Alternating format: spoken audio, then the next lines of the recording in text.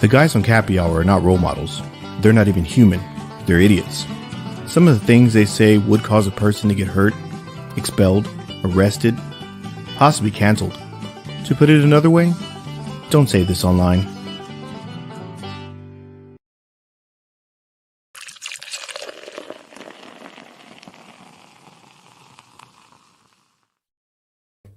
Hello. I made an executive decision at the last second, gentlemen, to not do the 30-second count. I'm fighting the system today. Damn. I just noticed that. I liked that. And then I was just totally distracted by David's amazing. No. The deep voice is. Oh, I thought you were going to talk about the deep voice. I was gonna. Yeah. That is the countdown. That's our countdown now. Yeah. That is the countdown. Absolutely. First, what's up, Al? Al's here. What's up, buddy? Number one. Oh yeah. Al, what time is your show tonight? We'd like to. I'll give you a second to. You're on the spot. Yeah, we're big time. Yeah. Oh, I didn't even intro. Welcome everybody to Cappy Hour. That was quick. Yeah, that's my intro. Now, I'm Jeff. Take a look at that handsome young man on that side of the screen is Ryan from the Radical Retro Rewind podcast. And then there's an even more handsome man down there. The handsomest of us all. David. Look, it just goes in handsome. It's like the Animorph books. Yeah, exactly. By the end, you'll be a dolphin. It's none other than David from Slash Vision TV podcast. Yes. Amazing podcast. So thank you. No, you're welcome. It's true though. I say it because it's true. And today we're going to be talking about the exciting one of the best. Yes, sir. From 1986. No retreat, no surrender. Man. JCVD's first starring role. He's in it for 5 minutes, but starring role. Yeah, he's in it for about 5 minutes. He's plastered all over the VHS cover, but he's in there. Great marketing. Yeah, they knew what they were doing when they put him on there. Oh yeah. Oh, for sure. Should we have a flashback montage of how this came about from our Knight Rider 2000 stream where? Oh yeah. I hope they're here in the audience tonight. A certain scene or behind the scenes factoid about this movie was brought up. You know what we could do? Well, Ryan, why don't we act like let's act like we were like 2 weeks ago, and let's do that like so like dissolve. Scooby-Doo. Let's do the Scooby-Doo ending. Of course, I don't remember what exactly we said, but I think we said something like, "Hey, it's like that movie No Retreat." Speaking of cocaine, it's that movie. There you go. No Retreat, No Surrender. Michael Jackson's Moonwalker. That was another one too. Yeah. Which kind of fits in with the movie today with RJ. That's right. Doing his best MJ. It really does. Let's say hi to some people that joined. The always amazing Vanessa Epcot. Vanessa, how are you? Hello, Vanessa. Lovely person. Who else has joined? Oh, there he is. Speak of the devil. There he is. Thank you for joining us and inspiring this episode. That's right. Yeah, I mean the nut shots. We couldn't stop. Unbelievable. I'm just saying, I laughed about it for like just all night the next morning. Like I just thought about, the director's like, cut. And then Jean-Claude Van Damme's just running around chasing this guy like, trying to kick him in the nuts. Like, could you imagine? Like, what would you do in that situation? Jesus, and the kick sounds in that sounded like they were kicking a box or something. Like, I wonder if his nut shot sounded the exact same way. Maybe that's what they were using for the sound. It was method. Yeah, there you go. His method acting. Holy crap! So did we ever find out why he disliked this dude so much? They never say any of that stuff. You know what bothers me about this movie too is they never say anybody's age. Like, how old are these guys? Oh, well, I have questions about that. A lot of questions, actually. I wrote them down. The only thing I found out from the I think it was the Blu-ray because I finally watched my Kino Blu-ray. How did it look? It was real. Do you have that too, David? Yeah, I have both versions. I got the international, the overseas one, and this one. Yeah, it has both on there. Ryan, I thought I got played because when it first starts, it looks like you're watching a VHS tape. There's like lines all over the place. It's really grainy. It's really grainy in places. But yeah.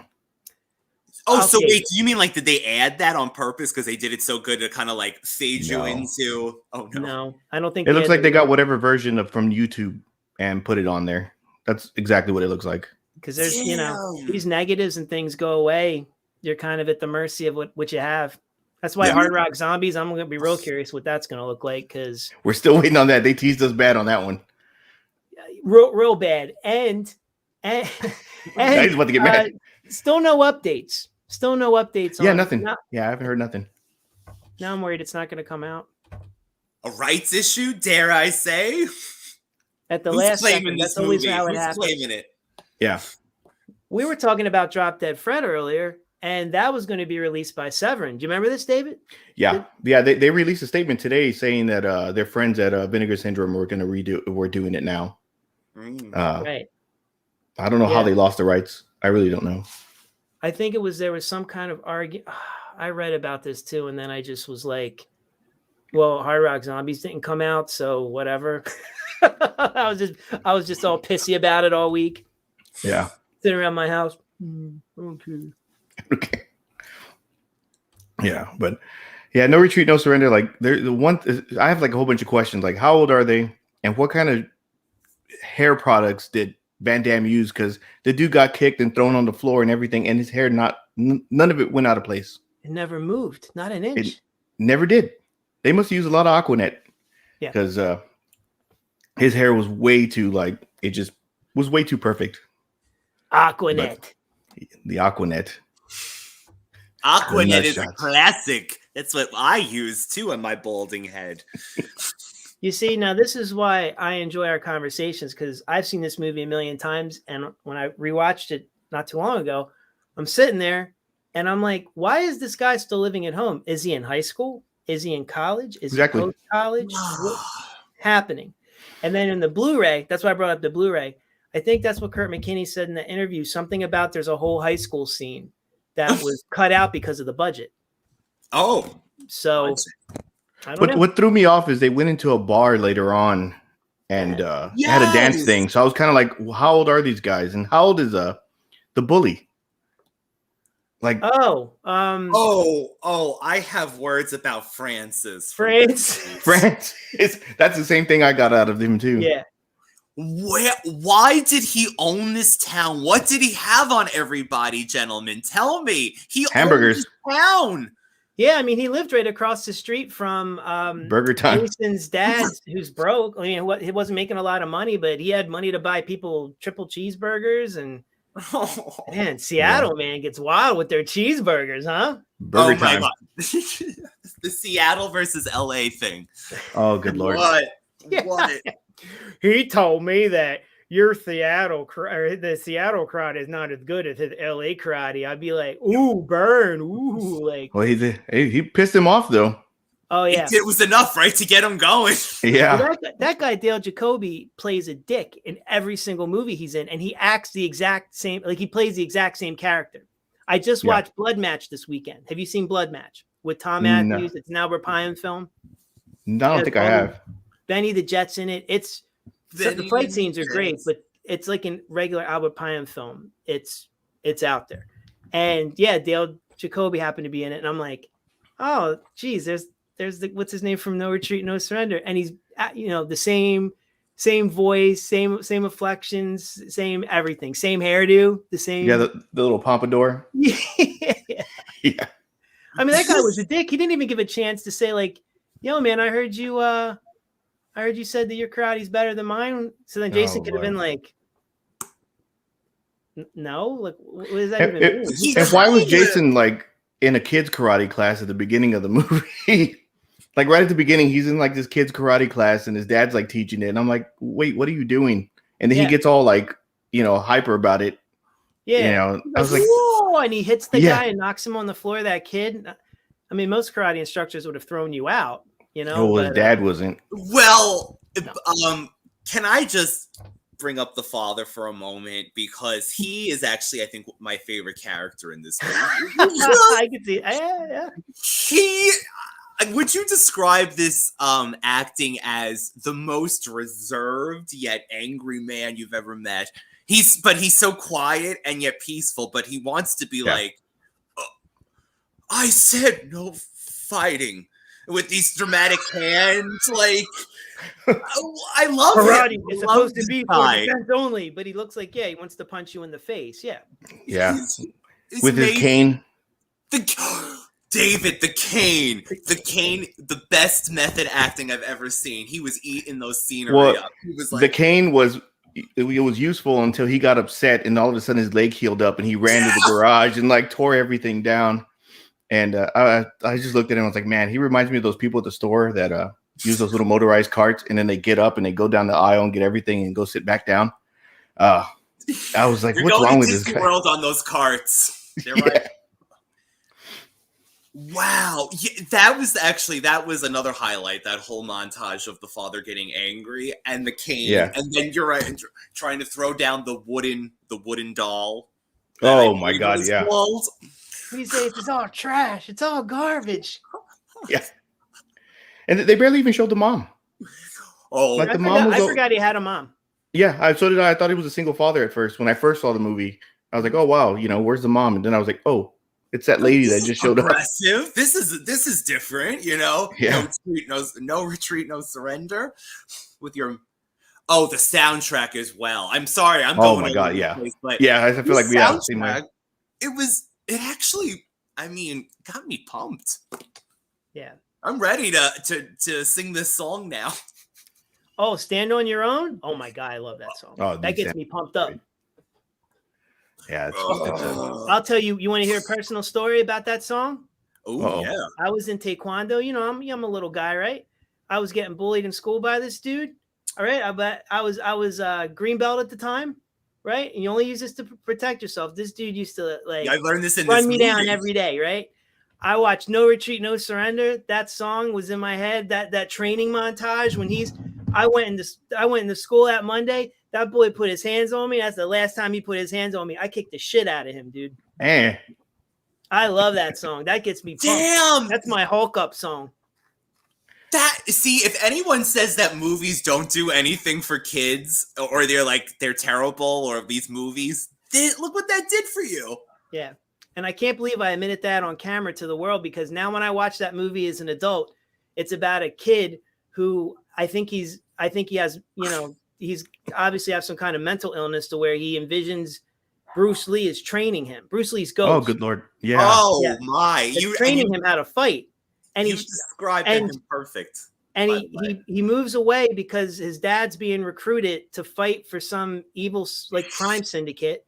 And he has so Jean-Claude Van Damme breaks his leg. So they run away to Seattle from Los Angeles. I think my leg is broken. Yeah.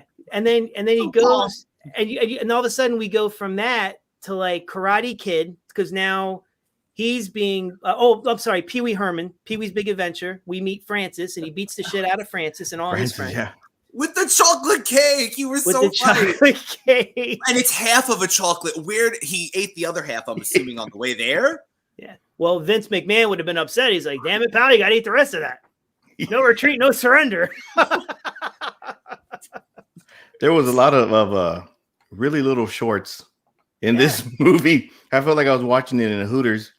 It was like everybody had the smallest shorts. They must have been about this big.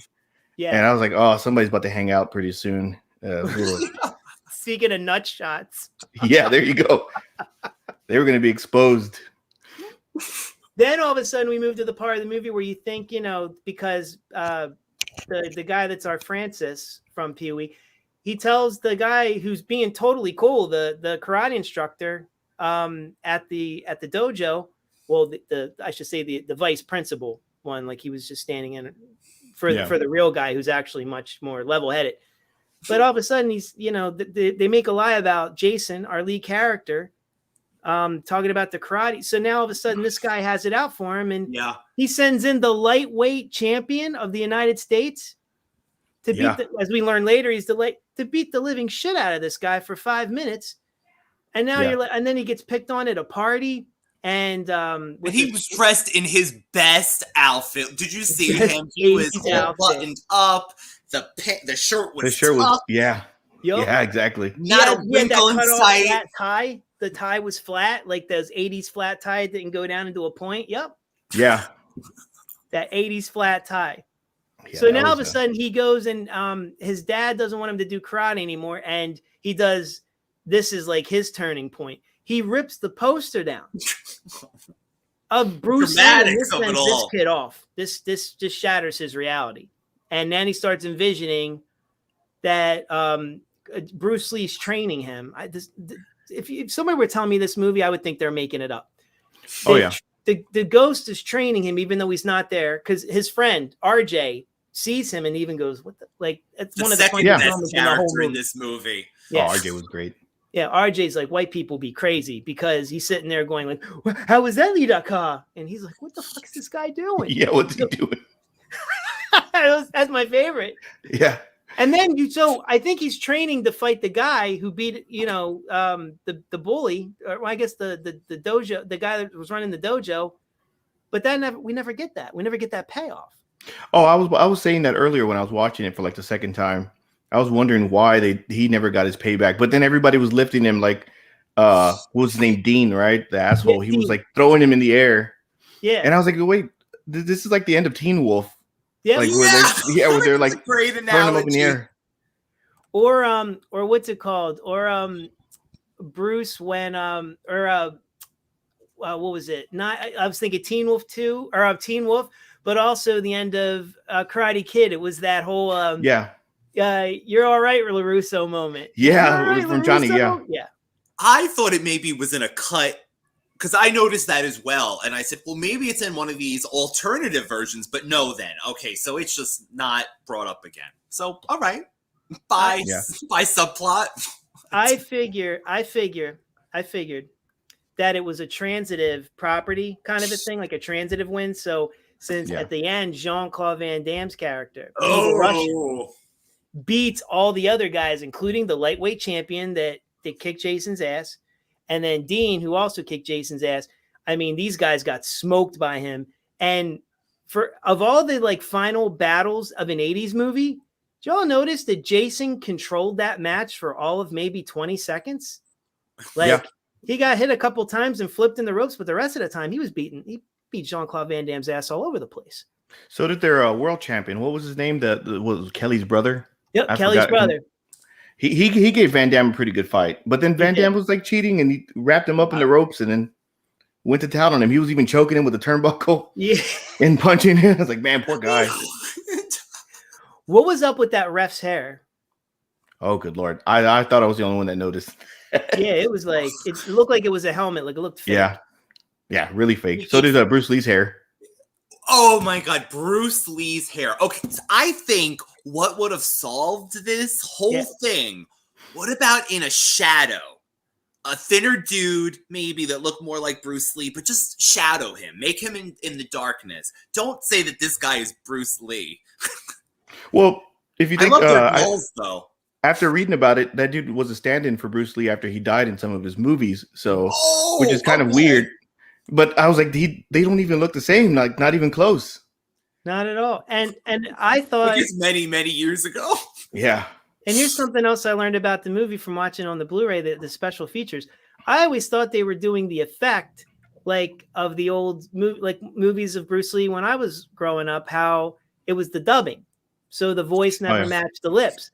But no, like Kurt McKinney said, the guy didn't speak English at all. So he was just talking to him and he didn't know what the guy was saying back to him. He could have been saying anything. And so that wasn't planned. That was just the guy just couldn't speak English. So they had to do the dubbing. It works out well though. Cause that's smart. If they would have thought of that.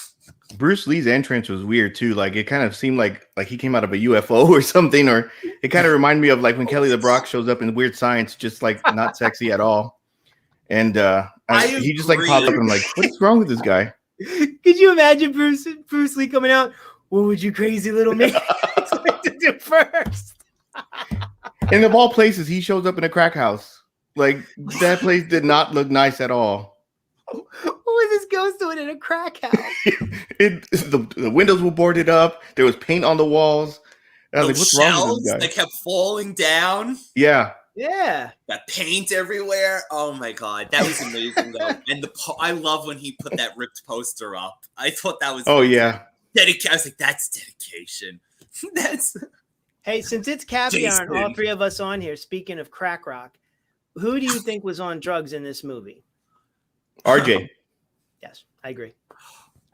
But he was amazing. RJ, when he pulls up, when you on that bicycle, you see that stereo, and then he does that Teen Witch rap and everything he does. Everything this man does is gold to me. His acting reminded me of Reginald. Oh my god. Reginald something. Not Reginald. The third.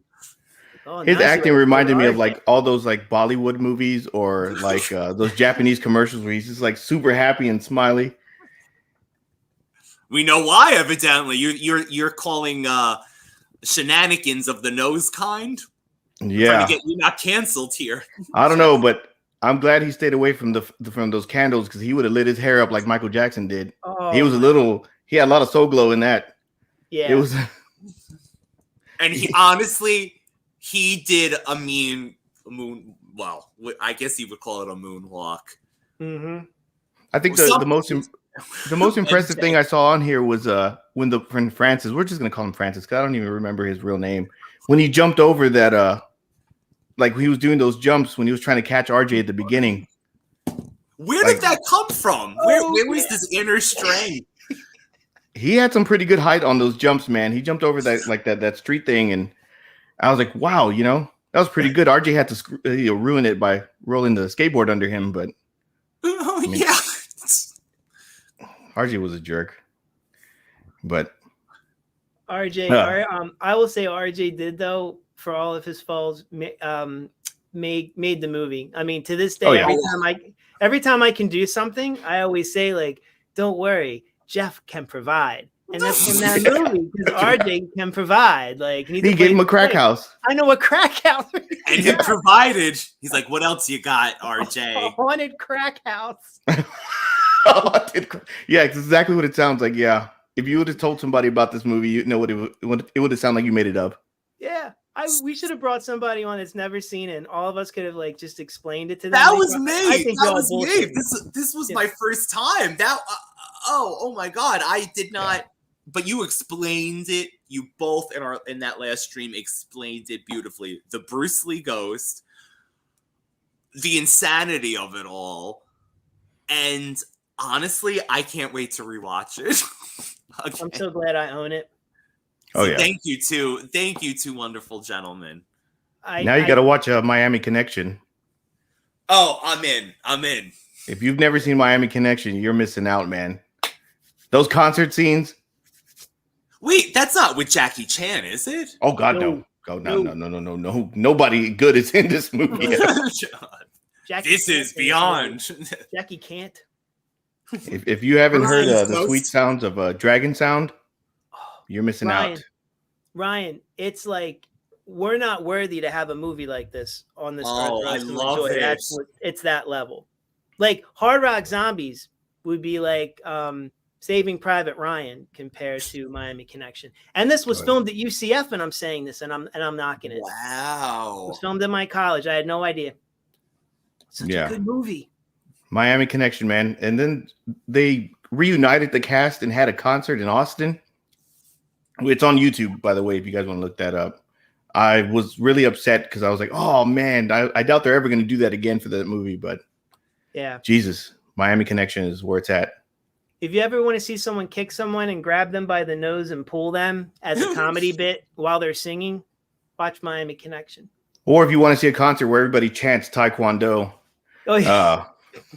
it's too good, man.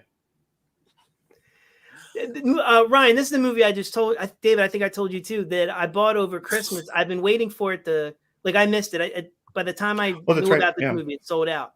and I went on eBay and actually scored a used copy for $60, and it's in cherry condition, which I'm so lucky. But these movies, even the DVD, not even a year ago, were like $150, and people are buying it. So I'll leave it. It's special. I saw it years ago and I ended up buying it for $20. It came with the from the actual site. That's and a nice price. I actually saw 15 minutes of it. And I was like, okay, I'm gonna go online. I immediately went and bought it. It came with the MP3 downloads of the whole soundtrack. It was just way too good, man. Oh man. And by the way, the Dragontown stuff is on Spotify. I added it the other day. I got all of them on there as well. Yeah, the songs are too good, man. Friends is good, and just Enter Against the Ninja. Or what is it? Against the Ninja. Against the Ninja. That's right. Yeah, man. Miami Connection is too good. I love that Spotify has these because there's nothing better for like these. What would you call it? Like an unknown low budget movie when they actually have a soundtrack and it could be uploaded to a Spotify. Yep. Oh my God. What confused me about Spotify, well, not confused me, what surprised me was when they had the Ninja Turtles coming out of their shells, the whole album on Spotify. And I was like, oh, there's no way they can have this. I still jam Pizza Power to this day. Yeah. So did it get removed by now? No, it's still on. I don't think anybody paid attention that it's on there. Oh my God. So it must have been a fan upload, right? Or something. Oh yeah, of course. Yeah. Yes. Please don't let anyone know. Oh wait, maybe we should erase this from this live stream. Yeah, where's the red light? Rewind. Men in Black. Yeah. Forget you heard this. They have Black Roses. The soundtrack's on there too. Oh, really? Songs, but you can create. Oh your yeah. own. Yep. Yeah, damn that Lizzie Borden. And King Cobra, I believe. And King. Yep. That's right, man. Very good. Black Very Roses good. is too good. I love Black Roses. Hi, Katie. Yeah, man. Saw Katie pop in there. Hello. Yeah, By Black the Roses way, is way too good. Before I forget, this when we're talking about RJ, when he says the property value went down, that was another quote that I thought. I was like, when he's helping Jason move in, he's like, I thought the property value went down. So freaking funny. Oh yeah. Character. My favorite part about RJ is the fact that I don't think that anybody paid attention to the skin tones because all of his action scenes, like where he's dancing or he's using the skateboard, his hands are white. Yeah, if you really go back and watch it, they did not pay attention to any of the skin color. I love it. And then, like when he's breakdancing, I noticed this today for the first time. The wig almost comes off when he's spinning. At the very end, right? It goes like that. Yep. Yeah. Yep. I have that in my notes. Yeah. That killed me. Holy. Yeah, he just kind of stopped, and the wig just kind of went back. I like to call that the Michael Jackson sequence. You have the two Like dancers, the guy and the girl that are wearing like the knockoff Thriller jacket, right? And they're the two guys, right? They're dancing. Oh, they were trying to, yeah. They're. And then RJ comes in with a Michael Jackson like Billy like the concert like his Sergeant. Yeah, where he looks like Captain Crunch. Jacket. Yeah. Yeah. But it's all white. Crunch. Yeah, it's like a Sergeant Pepper's jacket. Do you remember when Scott Hall said that about Bret Hart's jacket, like in a shoot interview? He's like, Bret's all serious. He comes in wearing his Sergeant Pepper jacket. Like, remember Bret Hart used to wear that? Yeah. Oh my God, that's so true though. I feel like Bret Hart drinking cough syrup the whole time. Remember when? Not Bret Hart. I'm sorry, Scott Hall when he used to come out with the cough syrup all day long. It's like, man, that was great. Yep. Not great for him, but I mean. But yeah, dude. I always laughed about the RJ sequences, like the skateboard and like when he's dancing, and I was just like, wow, they just didn't even try. No. They never envision a Blu-ray or probably anything being cleaned up and looking so good that I'm assuming it probably looks on. Well, the ones that weren't from YouTube. Yeah. Yeah. Well, no, the YouTube one was actually pretty clear. It's not bad. I mean, you're talking about the theatrical or the international? Yeah. Which one? I think it's the American one. I saw a clip of, I don't know what it was, but it looked beautiful. I think it was like a modern trailer version of it that someone did. And I'm like, wow, it looks pretty cleaned up. It looked pretty damn good. So I was pretty disappointed with Jason's dad too. Like for being a sensei and all this other junk, whatever he was, he sure did get his ass beat by like some out of shape divorced dads. in the parking lot. Yeah. Like there was a fat guy. Like fighting. It's not for fighting. they looked like they beat his ass on lunch. Like they were on lunch break and they just said, I'm gonna go beat this dude up because I was like, wait, no, like he's supposed to be this badass. I don't know. Yeah, he's a sensei. I mean, he's not even just like a dude like that does karate. I mean, he taught people. People paid him. Children paid him. Parents, parents paid him. In overacting classes. That's what he should have been teaching in that dojo. I don't know what else that dude was in. He was able to afford a house too on being a bartender like that. Yeah. Good for him, man. No kidding. It was like Al Bundy when he made like $3 an hour and had a 2-story house and a Dodge. He was able to go to the Jiggly Room. Still give Peg money. Well, you know what? When he went to the Jiggly Room, he used to tie that string on the dollar and just pull it every single time that he put it back in the. Yeah, he was a recycler. This movie, pull that money back. Pull that money back on the string. Do you know whose dad always reminded me of? The actor. Do you guys remember? From the 80s, the Hogan Family. Do you guys remember that show? The guy that played the dad. It used to be called something else too, and then Valerie. It was Valerie, and then she left, and then they made it the Hogan Family. Jason Bateman, I think that was like when he first got started. Yes. Dad, that dude. Yes. Yeah. I mean, they sound alike. They look, of course, that guy's a better actor, and a better actor. Yeah, I mean, anyone honestly could be. Yeah. Oh. Yeah, I did. Who? Let me see. Yeah, the other way. Technology. Ooh. It does.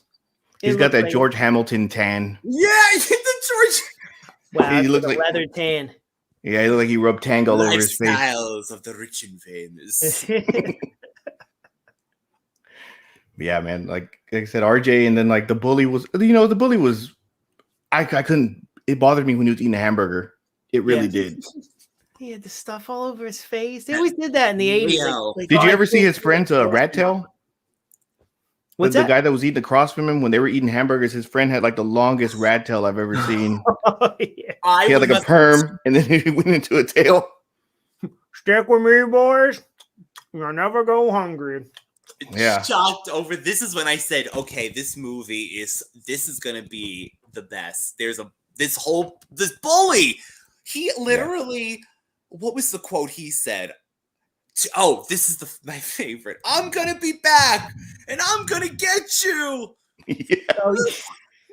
And then he shot RJ with a power washer. Like, man, that must have hurt. Yeah. That must have killed this dude.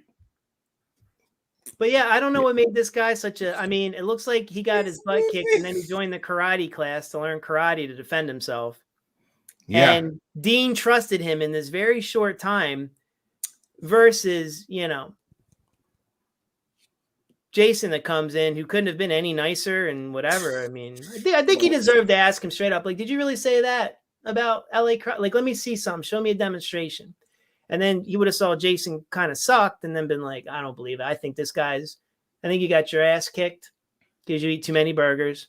And now you're trying to get me to fight this guy. Like, no, he was totally saying that that I'm being bullied at school because I'm overweight. He was me. Yeah. He was me back in junior high school. But yeah, so I could have seen him be beat up. But meanwhile, I still can't get over that he could bully anyone in this town and get away with it. Adults, children, high school, businesses. What did she get fired for, Vanessa? I'm curious. Talk about Valerie Harper. I didn't know she got fired. I thought she just left. I thought she was like, I'm big time.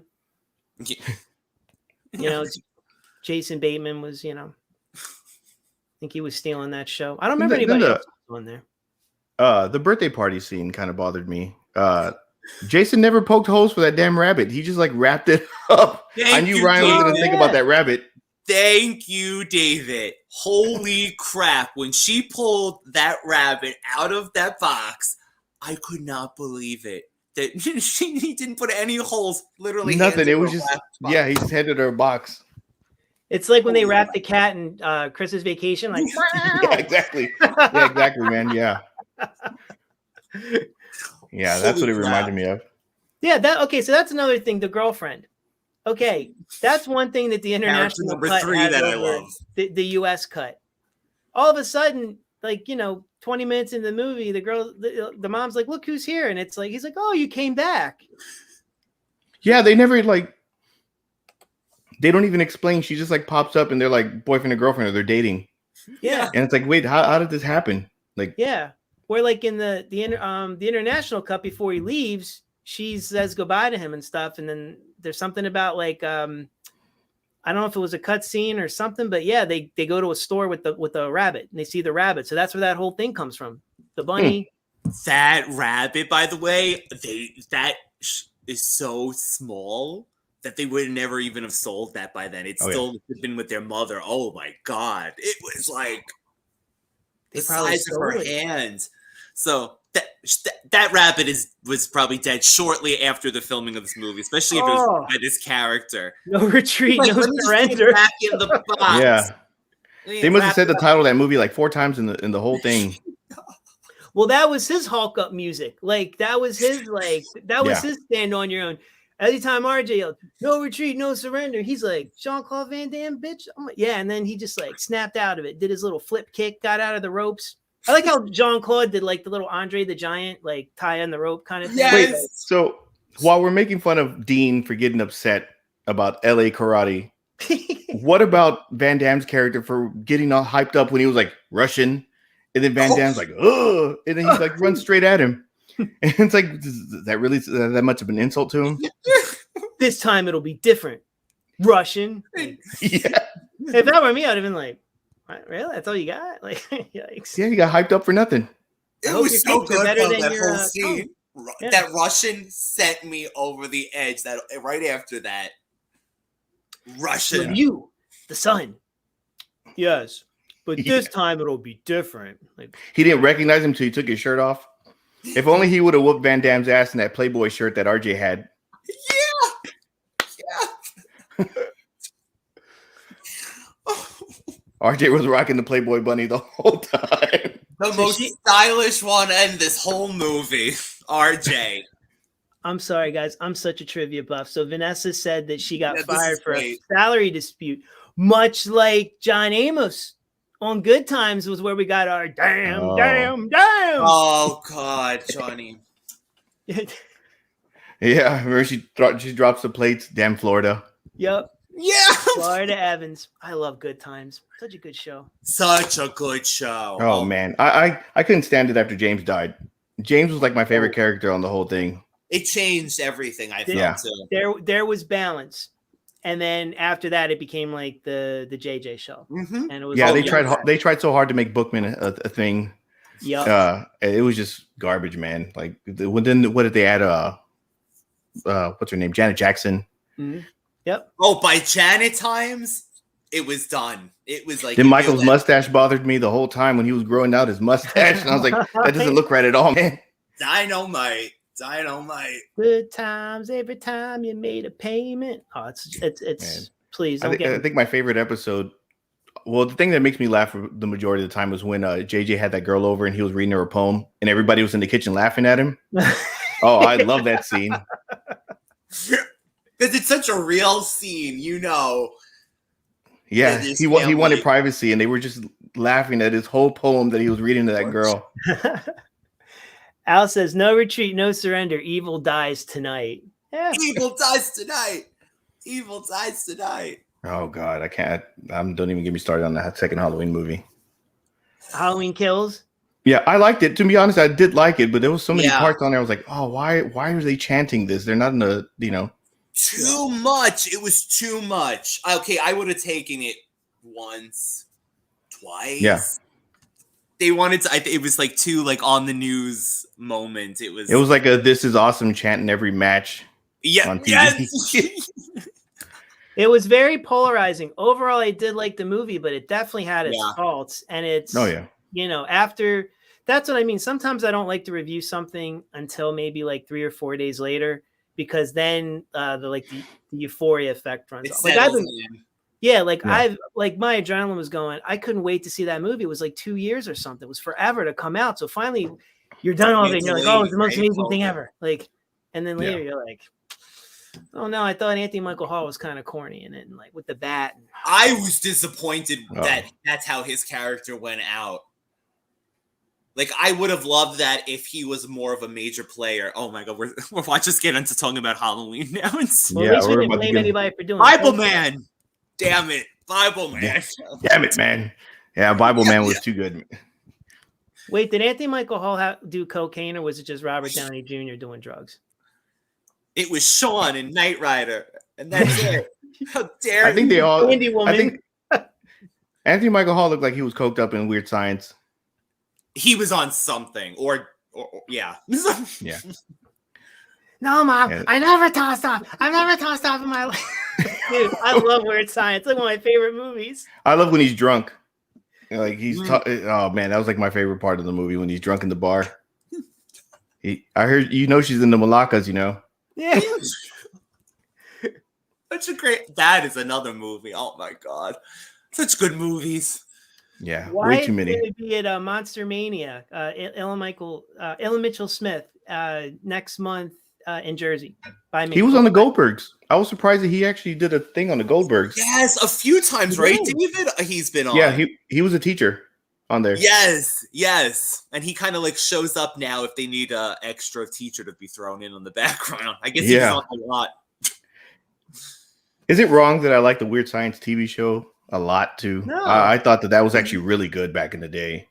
No, well, what do you like dare Lee that Ferguson? Or Bill and Ted? Yeah, well, I'm saying, the Bill and Ted show's god awful. Oh, so the picture I was sending you yesterday is about the other bootleg. That was actually I got the whole Bill and Ted series on DVD. How many episodes, David?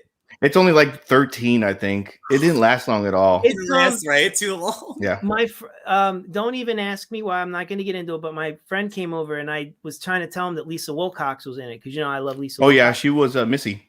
She was Missy. So we watched Savage Steve Holland, who did Better Off Dead, did the pilot. And besides Bill and Ted, they had different actors, whatever.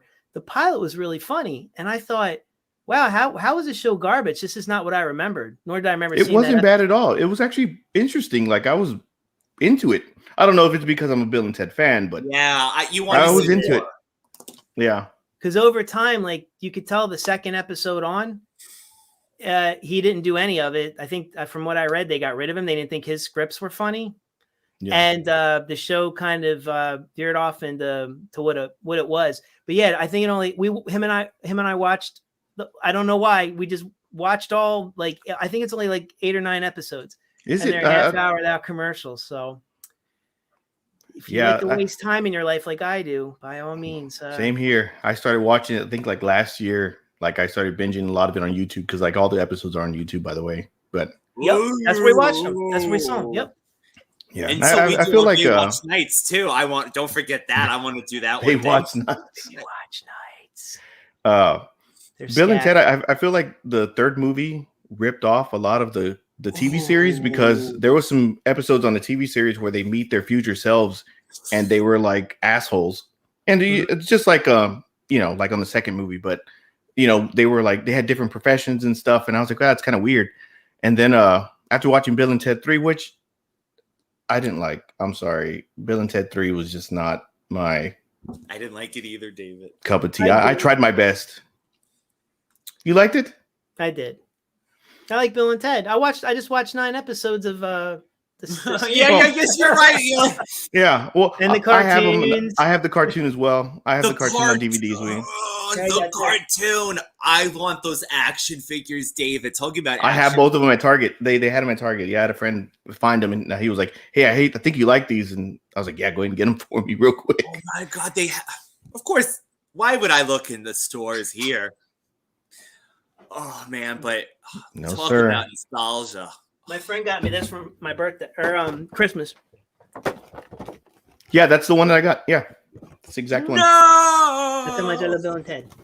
I guess I'm going on eBay. I'm a huge. It was a surprise. I'm a huge Bill and Ted fan. I was just really upset with the third one. Like, I don't know. It kind of let me down. Like laughing. I think the final song is what really let me down. Like part 2 had like the best ending for it. No way, like God Nothing gave rock and touches roll to 1 and you. 2. That the ending of the second movie was like that was perfect. There was no reason that they needed to continue anything else. If you watch the credits, they saved the world. They did everything they needed to. They broke up, then came back together, and then the Reaper went and did his thing. And stations where they had the robots. Everything was just too good at the end of the part 2, and part 3. And it was a Kiss song to finish it too. Yeah. That intro was too good, man. Like I think it was like Centriani or whoever it was that played the guitar solo at the beginning of that intro. Man, just too good. I know many people don't agree with me, but one of the funniest parts of the whole series, and I don't know why this gets me every time I watch. I mean, I think all of it's funny, but when in the second one, do you know how they like learned when they were ghosts how to possess people? So they possessed his dad and the other like detective guy, and it's the older guys being like, so here's what we do, man. And they start doing that and they start acting like them. I don't know why I think that's like the funniest thing Whoa, ever. donuts. I totally that's my dad. believe you, dude. Yeah, I thought you were going to talk about the seance. That guy was a little too into Clark Gable. Oh. He was like, Clark Gable. And I was like, chill out, man. I love both Bill and Ted. I mean, I will say this. I like 3 just because I like Bill and Ted, but nothing touches 1 and 2. But I mean, the second one is amazing, and it's a 2 totally is an different amazing movie. sequel. Like David said, that ending, it's kind of like it went out on such a high. I think that's why Bill and Ted might be 3 is not everything after that great sequel. But I think the biggest miss in part 3, and the dude was still alive, is that they should have like had Eddie Van Halen cameo real quick. Because I remember at the beginning of the first movie, they were like, "Oh, we need Eddie Van Halen, to complete this band." Now he was still alive when they were doing the movie. Had they just one quick cameo of Van Halen, that would have just came full circle. That would have been the full circle for it. That would have been an awesome joke. That would have been a great joke to bring that in. Because they're like, to be the most triumphant band, we need Eddie Van Halen. Yeah. Yeah, but how do we do that? How do we become a triumphant band? By getting Eddie Van Halen. Yeah, it would have been the full circle joke, man. Like it would have been so perfect for them to do that. But I was, like I said, maybe I was nitpicky. I think I watched it like 3 times to see. Okay, maybe decent amount. Yeah, I think that by then if you. Yeah, I was just like, it just wasn't. I think the running joke with Missy. Yeah, I saw it 3 times to make sure. Like, am I just being nitpicky, or do I have the goggles on? Like, is there something going on here? I just couldn't. See, I only watched it once. It might suck. See? The running Missy joke was good. I think that was pretty funny. That continued all the way through. Yep. Yeah. I think she ran through that whole family. He said, now she's going for it in your own room. I will say this. Did you guys see the new speaking of No Retreat, No Surrender, did you guys happen to see the Matrix, the new Matrix? No, I have not. No, I had no interest because I think it's going to be trash. Keanu Reeves needs to cut his hair. He looks like John Wick and everything now. He does. Thank you. Guys, I never finished it. I got like 35 minutes into it, and I told my friend, I go, "Can we shut this off? Because I'm in pain." And it's like 2.5 hours. It's like a long movie, and I'm like, I try to be fair, and for me to act, I'm a completist. So for me to actually turn something off, that's really bad. I was not into it. I was not into it. And there's no Cowboy Curtis, right? Lawrence Fishburne isn't in it. They were doing all this like meta. I don't even want to talk about it. I'm gonna get upset. I hated it. Don't watch it. So what's it would have been a little more entertaining if he was Cowboy Curtis in that. I would have watched the whole thing. Pee-wee. Or at least if he was a little more fatherly figure, like he was on in Boys in the Hood. Oh my God, Boys in the Hood. Keanu can do whatever he wants. Well, he didn't want to do Speed 2, so. I know. Jason Patrick. We talked about that last time, too. Yeah, exactly, yeah. Jason Patrick on You see that it rhymes. It's like poetry. It's like Star Wars, our streams. Yeah. Comes back around. Especially like everything back in. I always wonder why he didn't want the credit the credit for being the Wolfman in Freaked. That always that always blew my mind to find out that he was a Wolfman in Freaked. I don't know. I think it was something with his agent and money.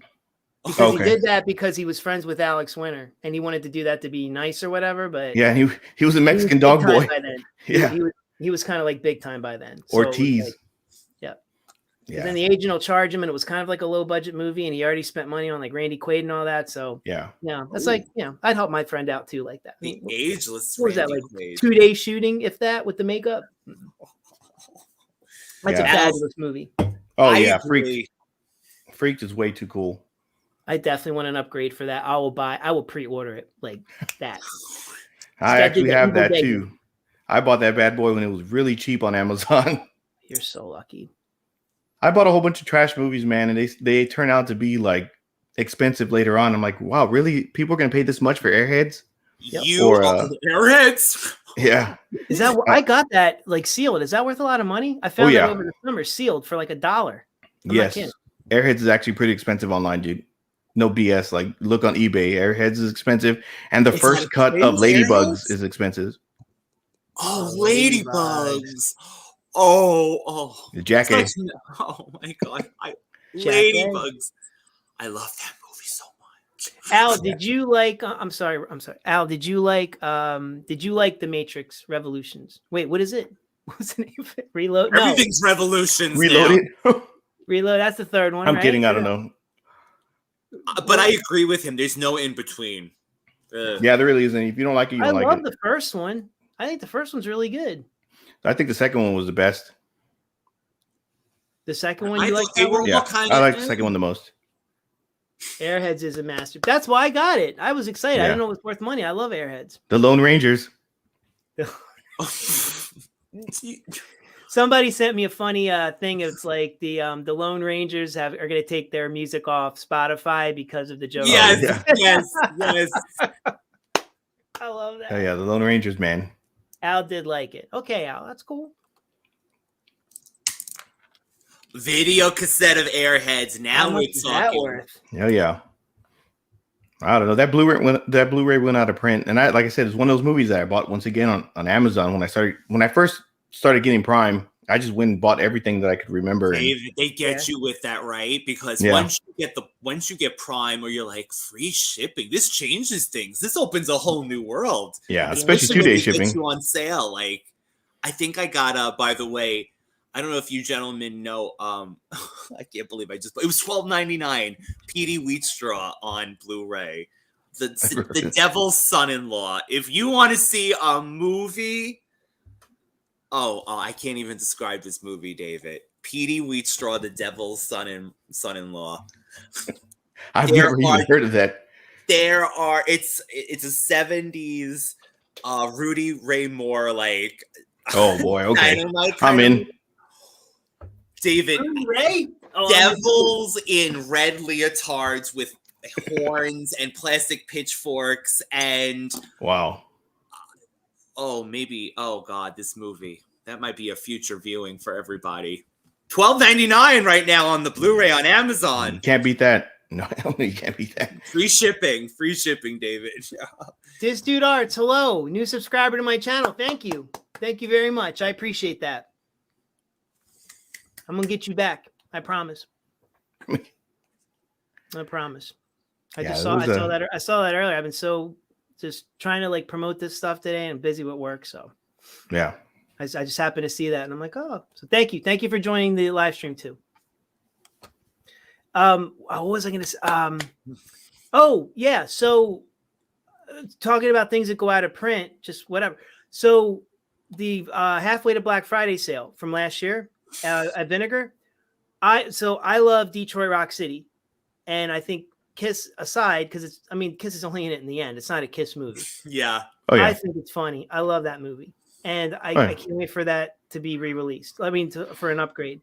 So the same director did Psycho Cop 2, Psycho Cop Returns, and I saw that a long time ago, and I thought it was one of those movies that was kind of like very different from the first one. Like, it was very horror comedy, but I enjoyed it. And at the very end, I saw that it was the same director that did writer too, I think, that did Detroit Rock City. So I saw it for like, I don't know, 12. It didn't have the slip, so it was only like I don't know, $13-14, and I bought it on Vinegar. I started to see lately people are freaking out over this movie, and I guess it went out of print. And I just bought it because I like it. So I blind buy way too many movies, man. Like I blind buy way too many movies. I think I bought Scanner Cop when we first started talking, me and Jeff, and he was like, "Dude, you got to watch it. We got to do an episode of Scanner Cop." And I was like, "Oh, I'll check it out."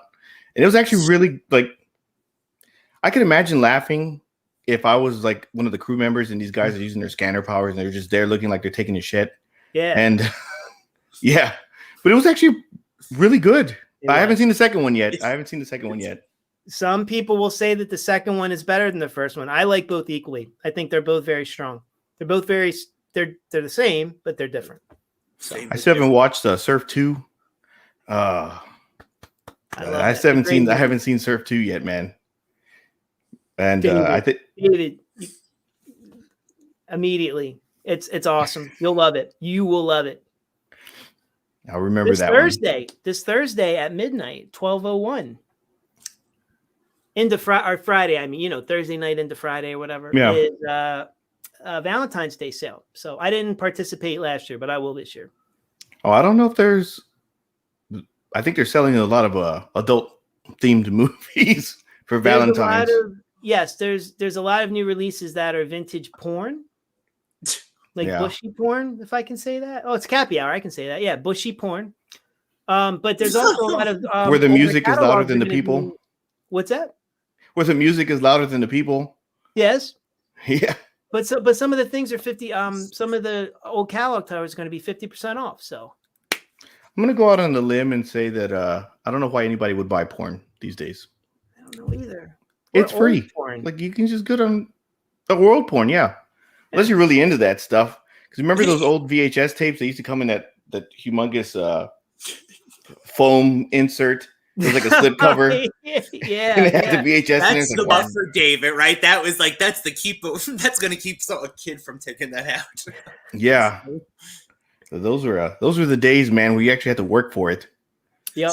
Oh my god, that's a great idea, David. What if the new releases? Oh, maybe we're onto something, boys. The slip covers. The slip covers will be inside of styrofoam slip covers, and the Blu-ray will be in there. And man, we're perverts now. This is just went not safe for work. It's Cappy Hour. We already put our warning up at the beginning. We say whatever we want. That's right. Oh. Did everyone see that? No, I think Al only saw it. Oh gosh, let me play it again for everybody. Please, this was made by David. Oh my god, I love it. The wonderful voice art of one David. The guys on Cappy Hour are not role models. They're not even human. They're idiots. Some of the things they say would cause a person to get hurt, expelled, arrested, possibly canceled. To put it another way, don't say this online. And look at us idiots over here on top. Dancing. I was dancing. I was like, hi. We're like, I love this. I love this. Yeah, that means we can say whatever we want. It's like, with all due respect, or saying any kind of other stuff. We tease because we love. I guess so. If we're not teasing you, we despise you. Except if we say you're really sweet. Like who's on? Like Vanessa. Vanessa's very sweet. To Vanessa. I was hoping T. Betty was going to come by so I could sing Black Betty again, but see, look, this is what I mean. What a wonderful person. The South Park. Yeah, I forgot about the disclaimer for South Park. Thank you. That's that man down there. In a day, tip my hat like Emilio Estevez and just yes. My wife brought that up. This dude's was about the she saw it, by the way, and David, she thought it was so funny. And then she was like the jackass. She's like, yeah. She's really doing for jackass. And I'm like, was it those skull and crossbones? Yep. Oh, it wasn't. Yeah. I think they had the crutches. It was like crutches, right? Or something? David's always thinking of cool stuff. I like how you do on your not the reels, like the little clips you do where it has, back in the day with the cable, it'll have the video up top with the that took me a while to figure out. It took me a while to figure out the how to make it scroll. Oh, it's beautiful. It's amazing. Just the concept is awesome. Yeah. Well done. Well done, my friend. Retro vibes, they would call that, right, Jeff? Retro vibes. Yeah. If you want retro feels. Yeah, like Pinocchio's Revenge. That was a great I love that movie. I would do a serious review topic discussion on that. I think that's a good movie. It's actually, like I said, like I said the last time, it's not what you think. Nope. It's nowhere near what you think Pinocchio's Not at Revenge all. would be. And wife approved, right? So that says a lot about a movie. Because she's probably saw, I could only imagine over the years. She got halfway through Get Even. Jeff knows exactly what I'm talking about. She got through the scene where he's singing the country song. Yep. She was done after that. Like there was no, she was, I don't know what I'm watching anymore. I said, yeah. It went from like a satanic cult to FBI to like a court scene. They were in they were supposed to be an Italian restaurant, but they had like Mexico stuff in the background. And then there was they took over the lease, maybe. And then there was that bar scene where he's singing. This bar, my bar down here looks more like a real bar than the one in Get Even. Champagne and Bullets, whatever you want. Whatever name it wants to call itself. Oh, Jesus, that movie was just something. If you haven't seen it, Ryan, I'm putting this on my list. This is Champagne and Bullets, or it's out of print. You can't find it anywhere. It's horrible. What about on the dark web? Oh yeah, you'll see real Champagne and Bullets. Disclaimer, right? Real champagne. You know how I feel about fighting in the dark web. Al is also Alucard, if he's still on, is a very big fan as well. I think anybody that watches it, when you get to the singing part, you're all in. You're all in. That's right. Al did have a review of Champagne and Bullets. It is. It's good too. I watched the movie shimmy. first. David gave me the heads up, and I didn't listen to him. But that's before we were as tight as we are now. Now you need to listen. He gets them before they're out of print. So listen to this like man. I said, the blind buys. I'll look at the trailer and I'm like, okay, you got me. Yep. I think that's what I did with I forgot the name of that movie. I think it's the one that I recommended to you, Jeff. Oh my God. Which one? It's the one where that dude's like way too old to be wearing pajamas. I'll look it up. Don't Panic. Don't Panic. There you go. Which is like, Don't Panic. Like he's way too old to be wearing those pajamas, and I bought those too. So when Vinegar Syndrome released them, I was like, I gotta buy these. I should wear them next time. If we ever do a review on that, I'm gonna have to wear them. There's no way I'm not. That would be amazing. How he got a girl in his room to lay down Everyone wear pajamas with him in bed with those. Yeah. Don't Panic is just nuts. like a blonde afro-y hair and stuff. And running around in his pajamas talking to cops. I mean, he looks like he's like a maniac. I mean, you'd think. Yeah, but the thing is, like, he had a girl lay down with him in bed, and it's like, how did you do that? I put the pajamas on. My wife looked at me and said, "Nope. Yeah. Don't wear those. Please don't wear those." Yeah. I remember you saying that around Christmas Day when I got my Thundercats one. You remember, like, I got these. Yeah, these pajamas, they were horrible, dude. But yeah, I'll pull them out if we ever do a review on those, because that movie's actually it's a fun watch, especially if you look at that girl's eyebrows. And you're gonna be happy that you bought those pajamas. Then it will be all worth it. Full circle again. Full circle moment. It's got dinosaurs on it. It's pretty bad. It's pretty beautiful. They really are. I should have bought those, man. It's just the top though, right? It's not the whole. No, it's the whole suit. The whole thing. It's like the blue bottoms, the pants, the shirt.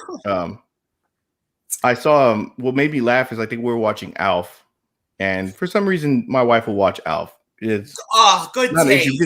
It's actually really funny. But Brian came in, the little kid, the son, and he came in with the same pajamas. Like, you see, yeah, the PJs. Everybody wants the PJs now. On the next Cappy Hour. Next time, maybe I'll do a whole full spread and I'll just lay there like Rhonda Shear up all night.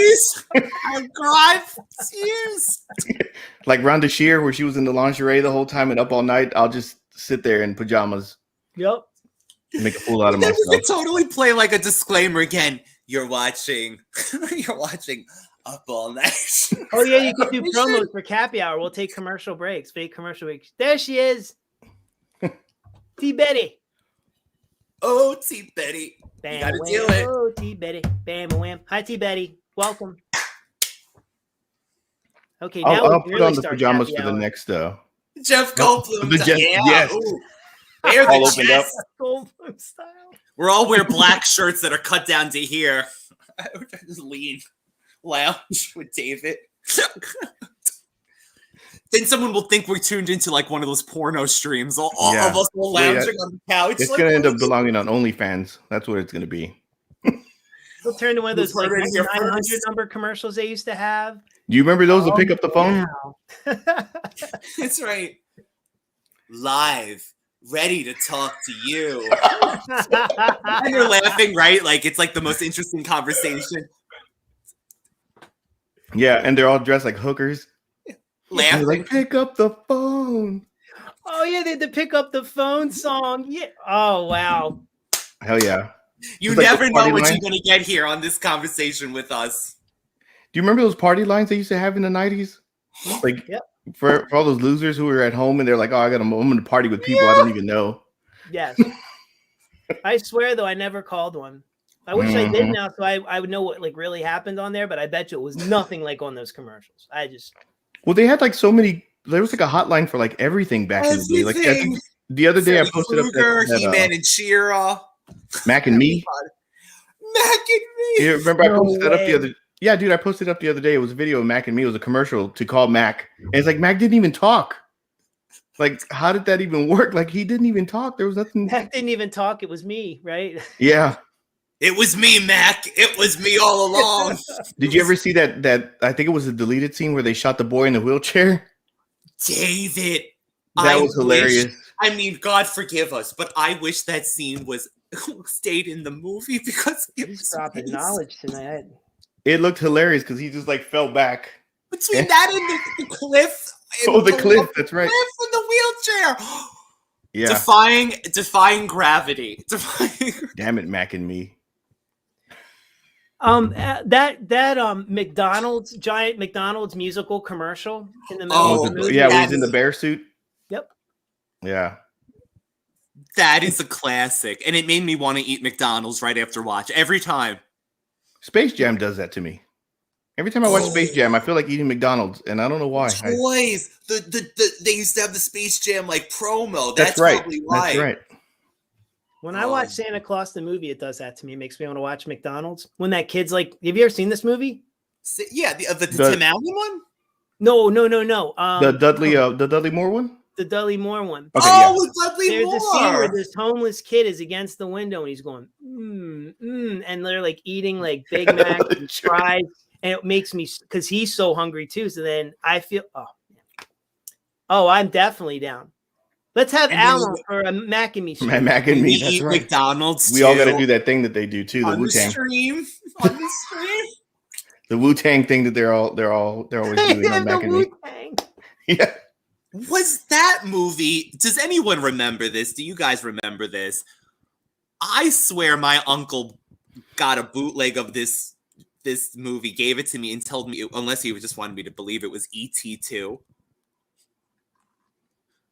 And I'm like, this is E.T. Even as a kid, I'm like, this is E.T. 2 with these naked alien people. I think E.T. 2 is like a porn movie. Oh, this is bad that I saw that. I'm gonna admit it. I saw it once. I didn't knock one out to it, but I saw it. You've heard it here first. You can see it on but the line. It's not the line. The party line. Isn't that what these live streams are now? They're party lines. You're right. Hey guys, what are you doing right now? What are you up to? Live. The party line across the bottom of the screen. Call now. Or like Miss Cleo. Call me now. That was right. It said, call me now. I would stay up all night long just to catch those infomercials. And you knew they were coming on around 11. That when 11-ish, yeah. And then they'll do those Time Life montages of all the songs, the greatest, love ballads of all time, or the greatest hair metal, whatever it was that they used to do. They still do those, believe it or not. Oh, I don't have cable anymore. All the time. All the time. They will have it. Wow. You too can celebrate the timeless love of the timeless collection from Time Life. 5 CDs for $700. Mac and me. Looks like it's going to happen now. Yes. We have to do Bible Man first. Bible Man must happen, but ET2 party line. You're on the ET2 party line. Welcome. You're talking to Delilah. Delilah. Sounds like a good name, right? Oh yeah. We're gonna rebrand Cappy Hour into the what was it? Party the line. ET2 party line. Party line.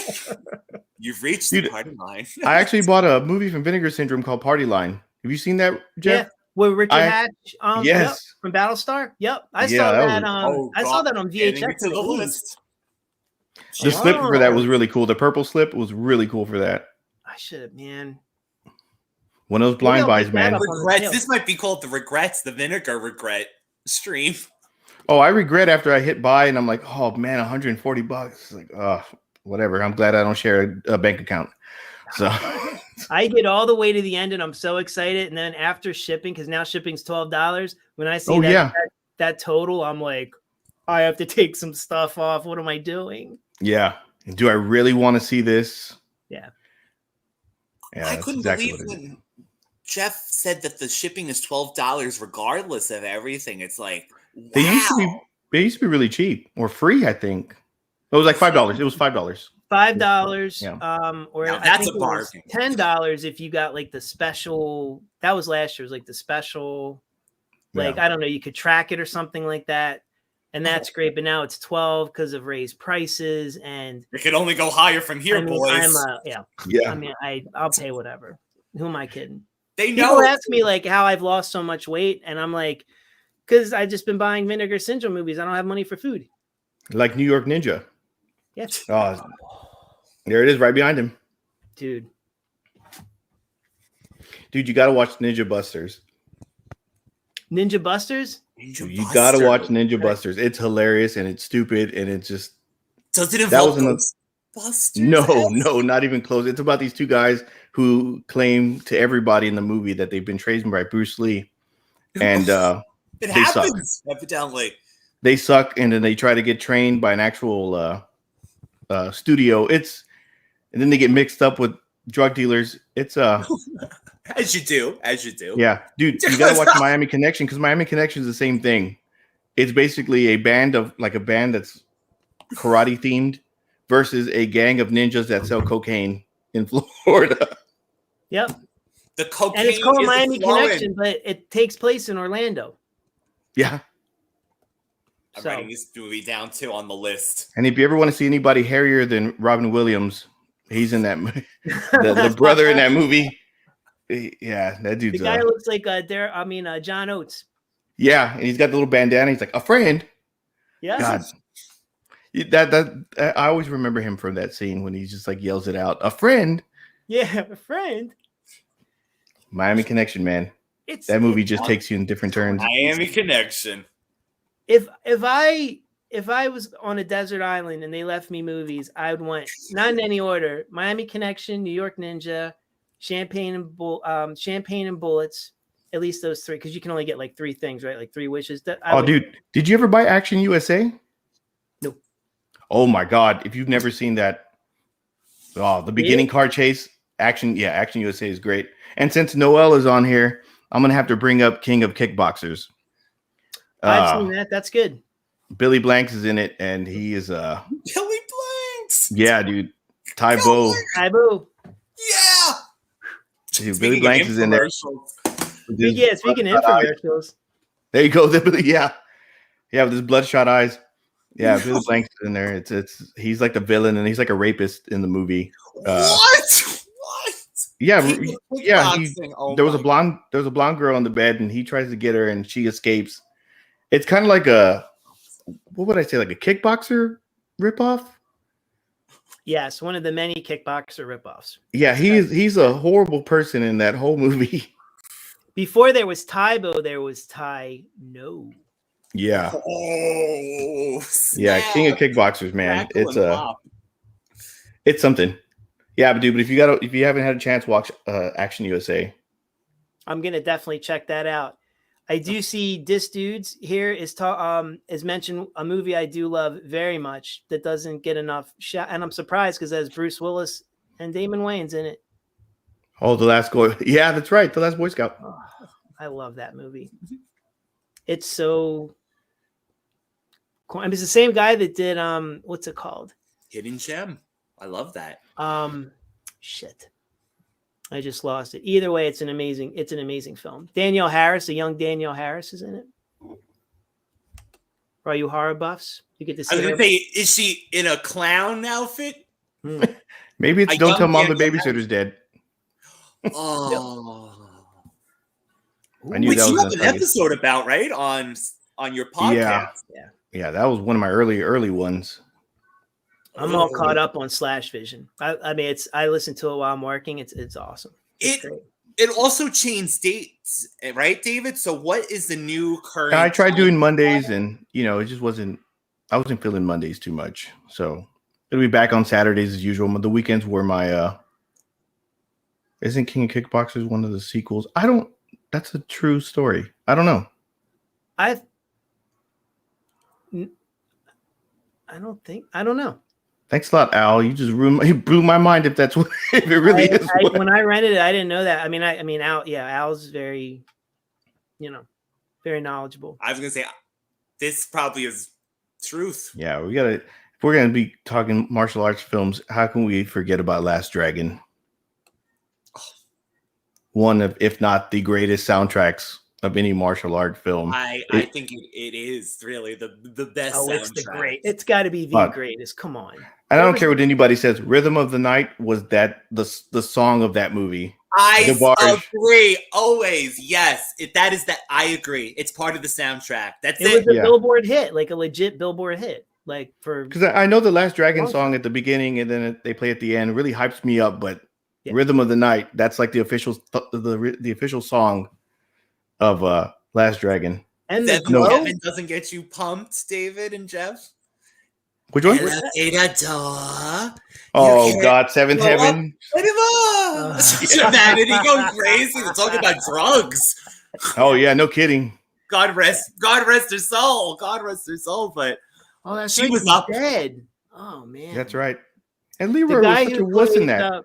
What's that? Leroy was such a wuss in that movie. Like she was all over him, and he was like, "I don't have a paintbrush," or he couldn't even draw. That's like, what are you even talking about? Up, right? They never interacted, right? She was more with the mogul heel of that movie than she was shown up.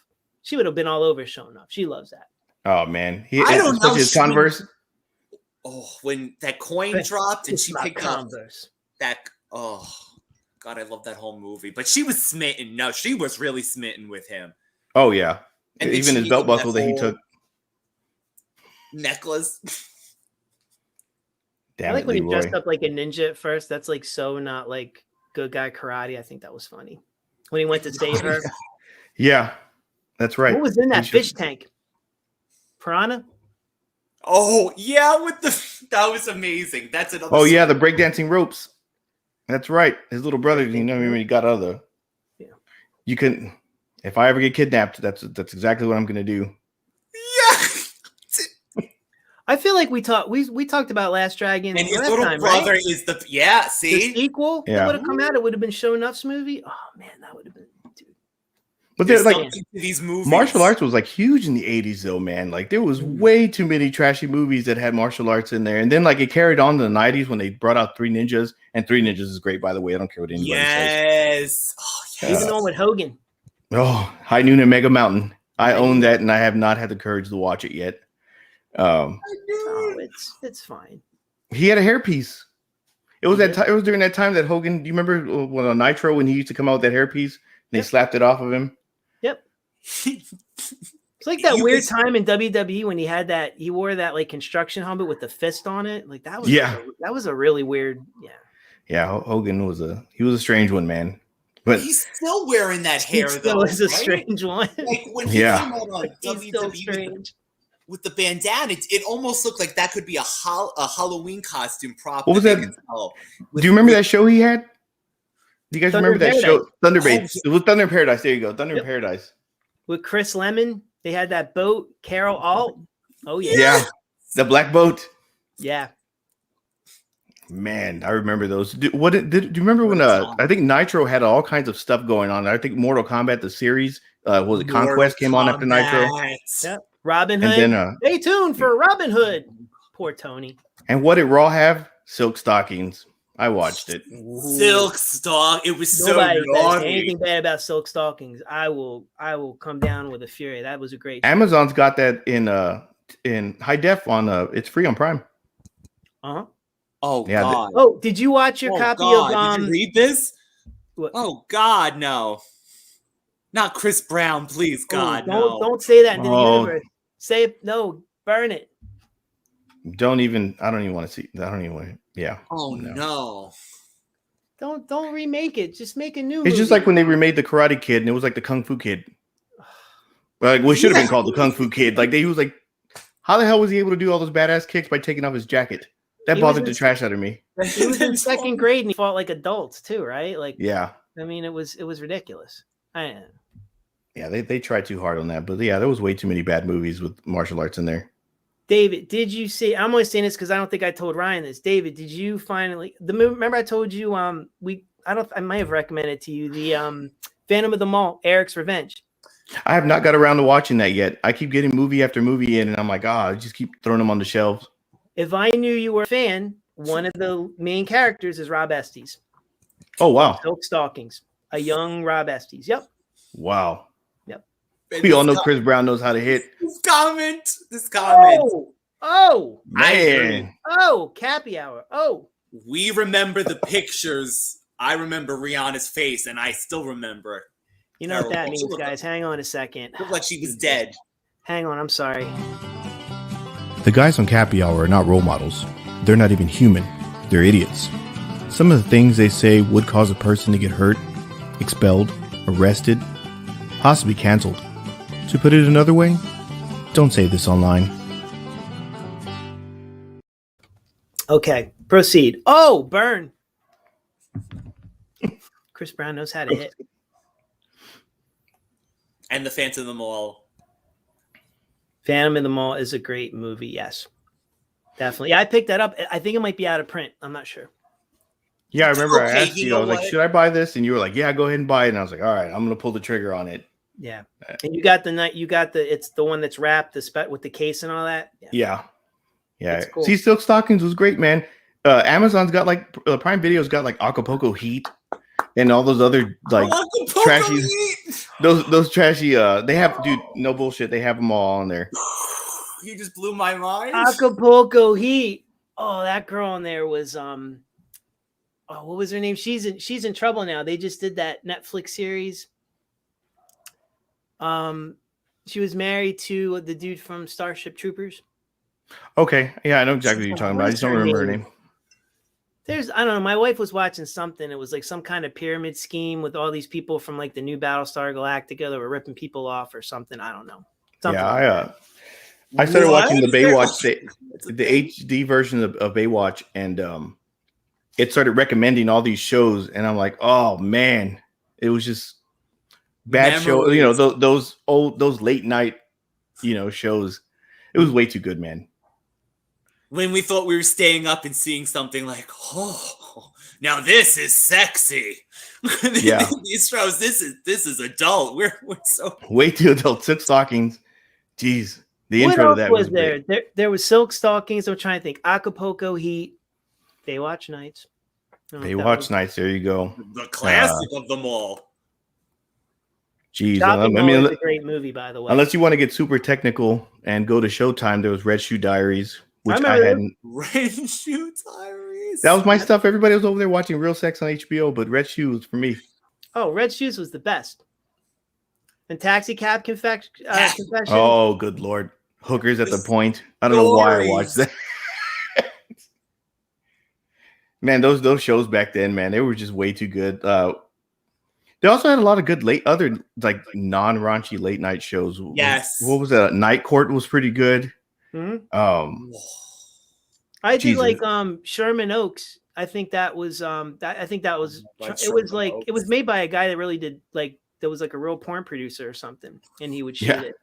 I don't know if you guys remember Sherman Oaks or not. I remember the name. Damn that Taxi Cab Confessions. That is good.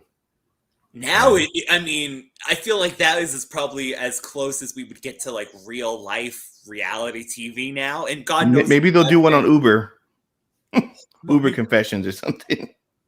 Can you imagine what these poor people see in Ubers? I could. Oh God. Oh. Here I go, blessing myself again. By the end of this stream, we'll all be holy. Yeah, Bible man holy. Bible man. What a tease! No, we're not going to be there for a while, Al. Not in this lifetime. Oh no, not even close. Back around. What would be a good name for an Uber confessional show? What about Lyft? Maybe Uber won't do it, but maybe Lyft will, because Lyft's kind of trashy. Maybe. Lyft's like more trashy than Uber. Yeah. Which was the one that had the little mustache on it, or what was it? There's one that sounds awesome though. I don't know. It's got like a little picture. They put a little mustache on the car. I don't know what it's called. I don't know. I'm not even gonna look it up.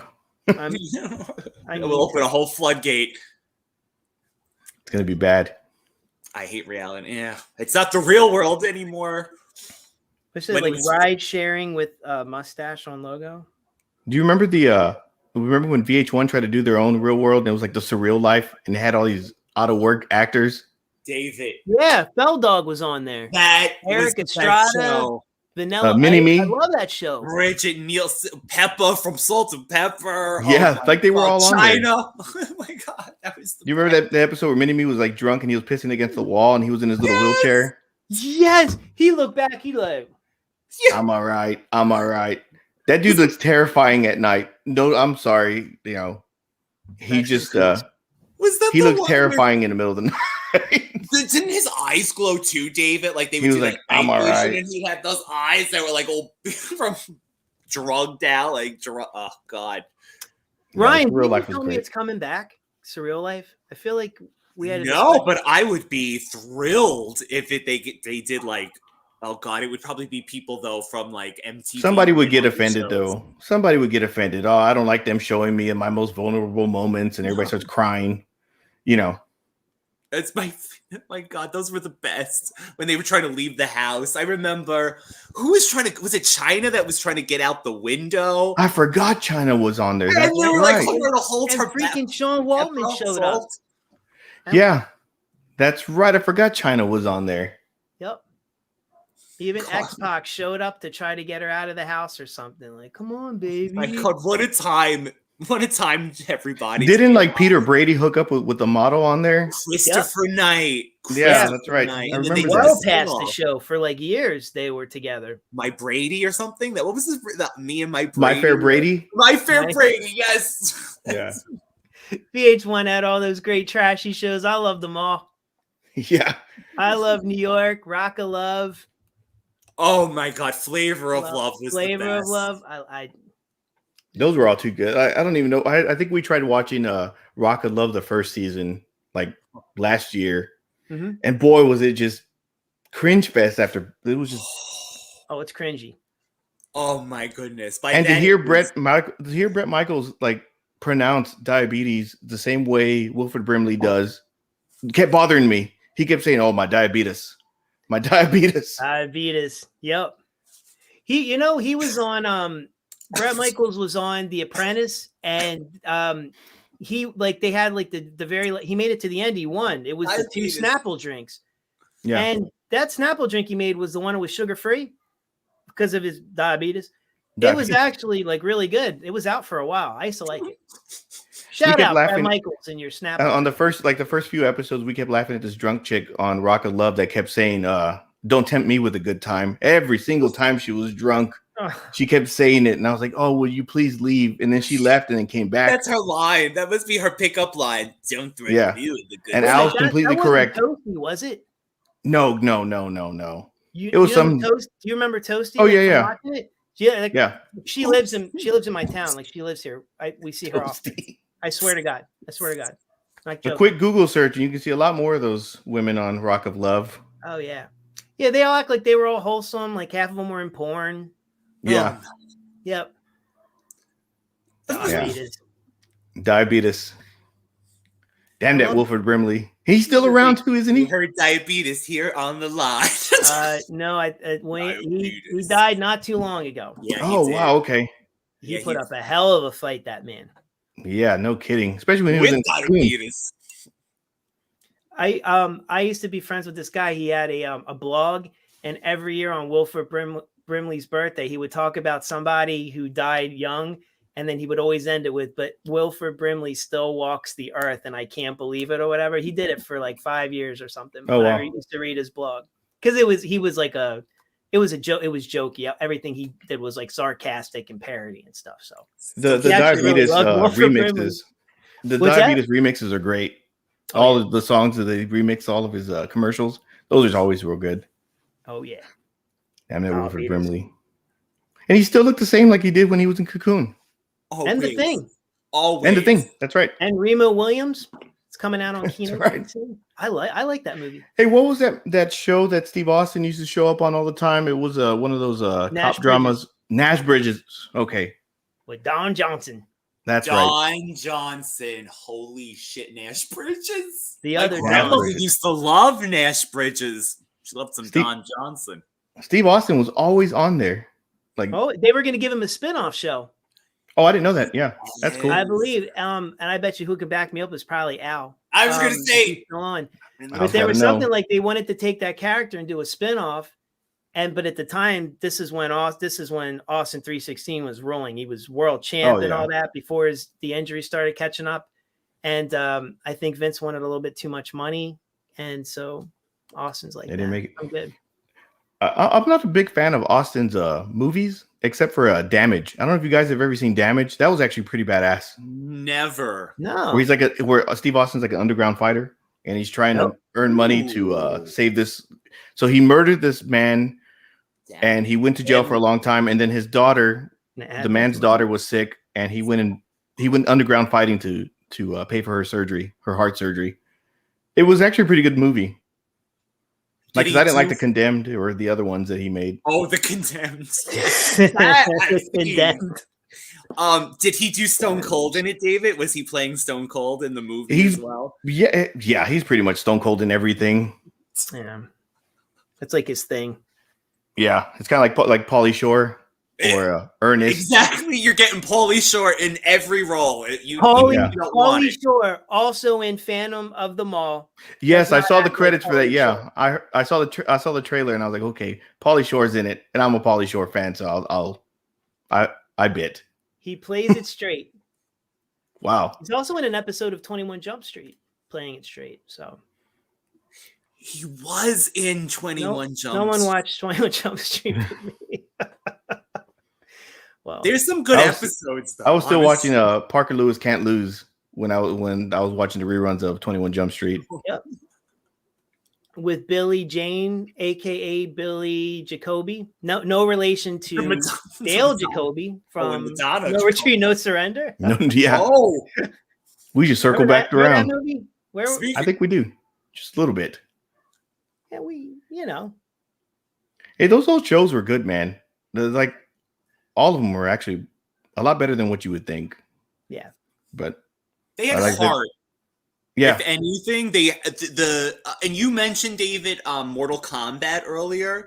I remember that was always on late night, but it ran with, it seemed like it had like a lot of passion in it. I mean, it was like low budget as hell, but there was a lot of things that like ran real short, but they seemed a lot longer than what they were. It's kind of like Mr. Bean. Mr. Bean only had like 6 episodes, and somehow I feel like I'm watching something brand new, and I'm like, I don't remember this. Like, I really don't remember this skit.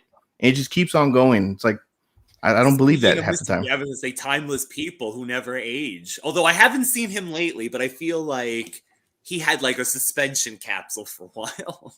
Well, he tried that. Remember when he was Johnny English, and he English, tried being yes.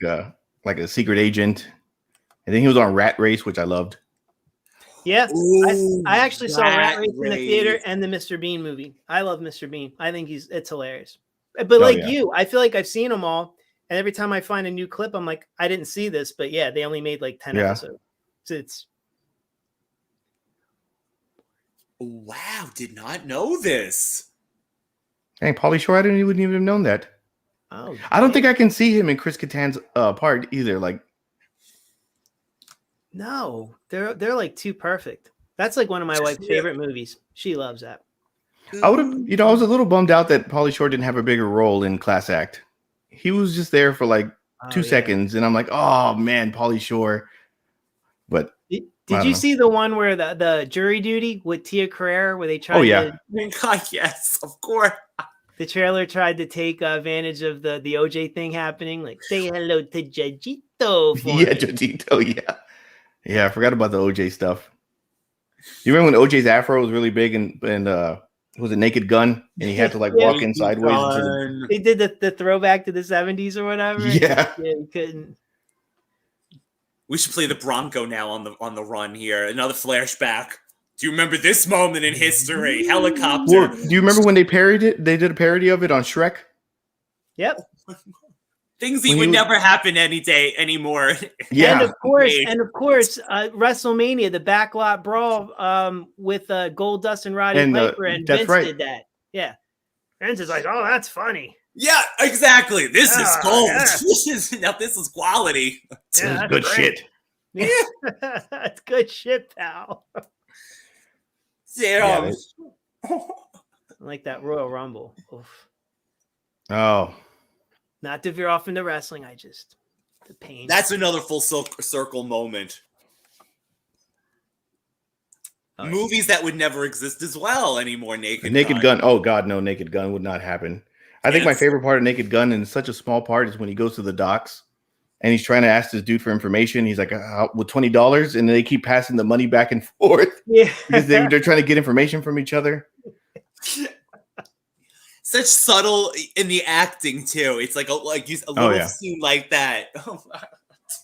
I like the part. What was it? I think it was on the second one where Priscilla Presley gives birth to the baby, and he walks into the wrong room, and they're like, here you go, father. It's a black baby, and like he goes after OJ at the end.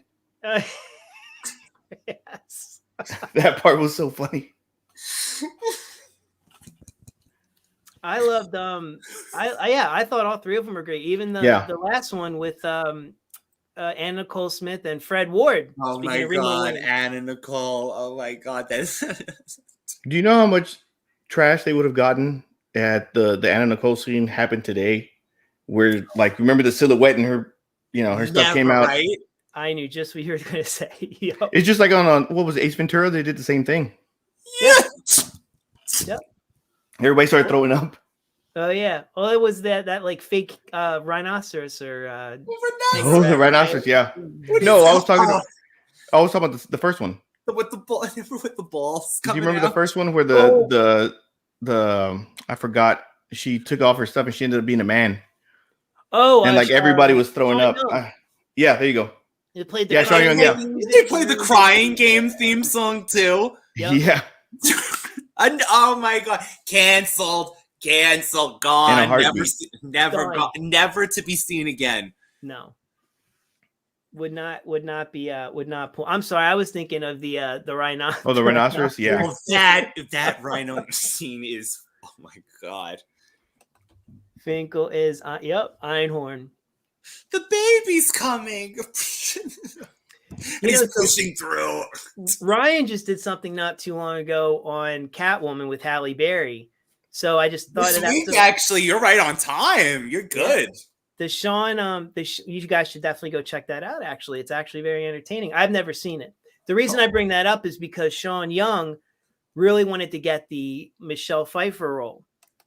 and she went Oh, wow. on Yes. what was that talk show? I mean, I remember actually seeing it. I remember hearing about this story. Yeah. What was the name? Was it what the hell when he used to ask if you when you enter the gates of heaven? Is it inside the actor's studio or am I crazy? No, it was like a daytime talk show.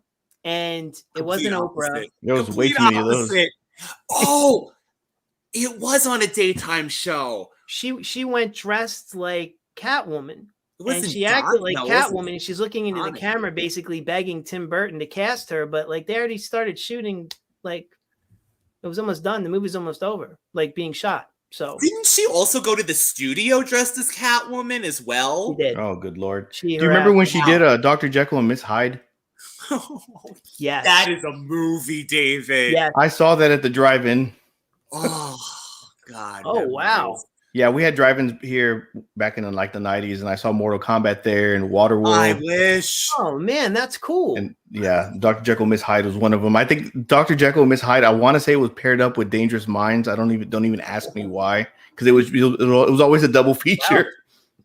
That's interesting. Dangerous Minds. Yes, I do. I love the first two Porky movies. The third one. Oh, dude, Porky's was great. Yeah. The third one is. They're missing like half the cast. It's 1 and 2 are awesome. Once they start replacing everybody, it starts getting all weird. I agreed. Like, for a lot of movies, they start replacing people, and it's like, And no Bob Clark. How are you going to do the movie without him? Come on. Yeah. First two are awesome. It's kind of like No Retreat, No Surrender, the sequels, which circle back around, where they had nobody in it from the original movies. No, I wish we could play the theme song in the background and just battle our wooden dummies. Oh yeah. Do you guys remember the another martial arts movie that was garbage too, but I liked it, was Double Dragon. Oh, with Scott Wolf and that Mulatto was in that movie too, right? Her short the Scott goes. Yeah, Scott Wolf, right? Yeah, it was Scott Wolf, and I forgot the other dude's name. And you know what's sad? The Scott goes. The Scott goes. Yeah. For some reason, I always thought him and the kid from Surf Ninjas were the exact person for like the longest time. I could see that. They look almost identical. And I was like, wait, did he age without me even knowing? This was filmed. Surf Ninjas was filmed back when he was Surf Ninjas was another one. I love Surf Ninjas, man. Surf Ninjas was just... I don't buy Rob Schneider as a high school kid, but I mean, it was so funny. Yeah.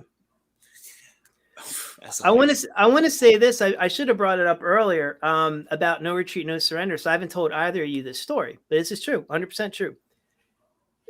Back when I went to speaking to UCF and Miami Connection, I was going to bring it up there. Our film screenwriting class, our professor brought in a professional screenwriter, and he comes in, and it's Keith Strandberg, and I get all excited. No one else knows who the hell this guy is. I recognize, because you know me with movie trivia, it's the writer of No Retreat, No Surrender. He actually wrote all of them. He did a lot of 80s action movies. Oh, wow.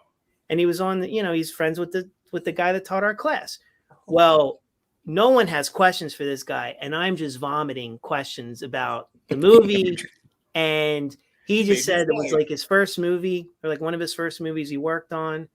And I just asked him, even back then, as a younger dude, what the was going on with this movie? Because it's all over the place, like with the bully, but then and he just said that like that's what he learned. He wrote a great script, and it wasn't really like that at all. But he will have these guys that's what I learned about executive producers and what they do, basically from a conversation with this guy. 2 hours, no one has questions. I'm sitting up there, oh wow, interviewing him, and I'm just so fanboying over it too.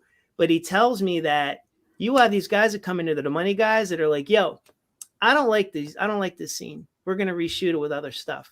Okay, great. Cool. We need those 20 pages tomorrow.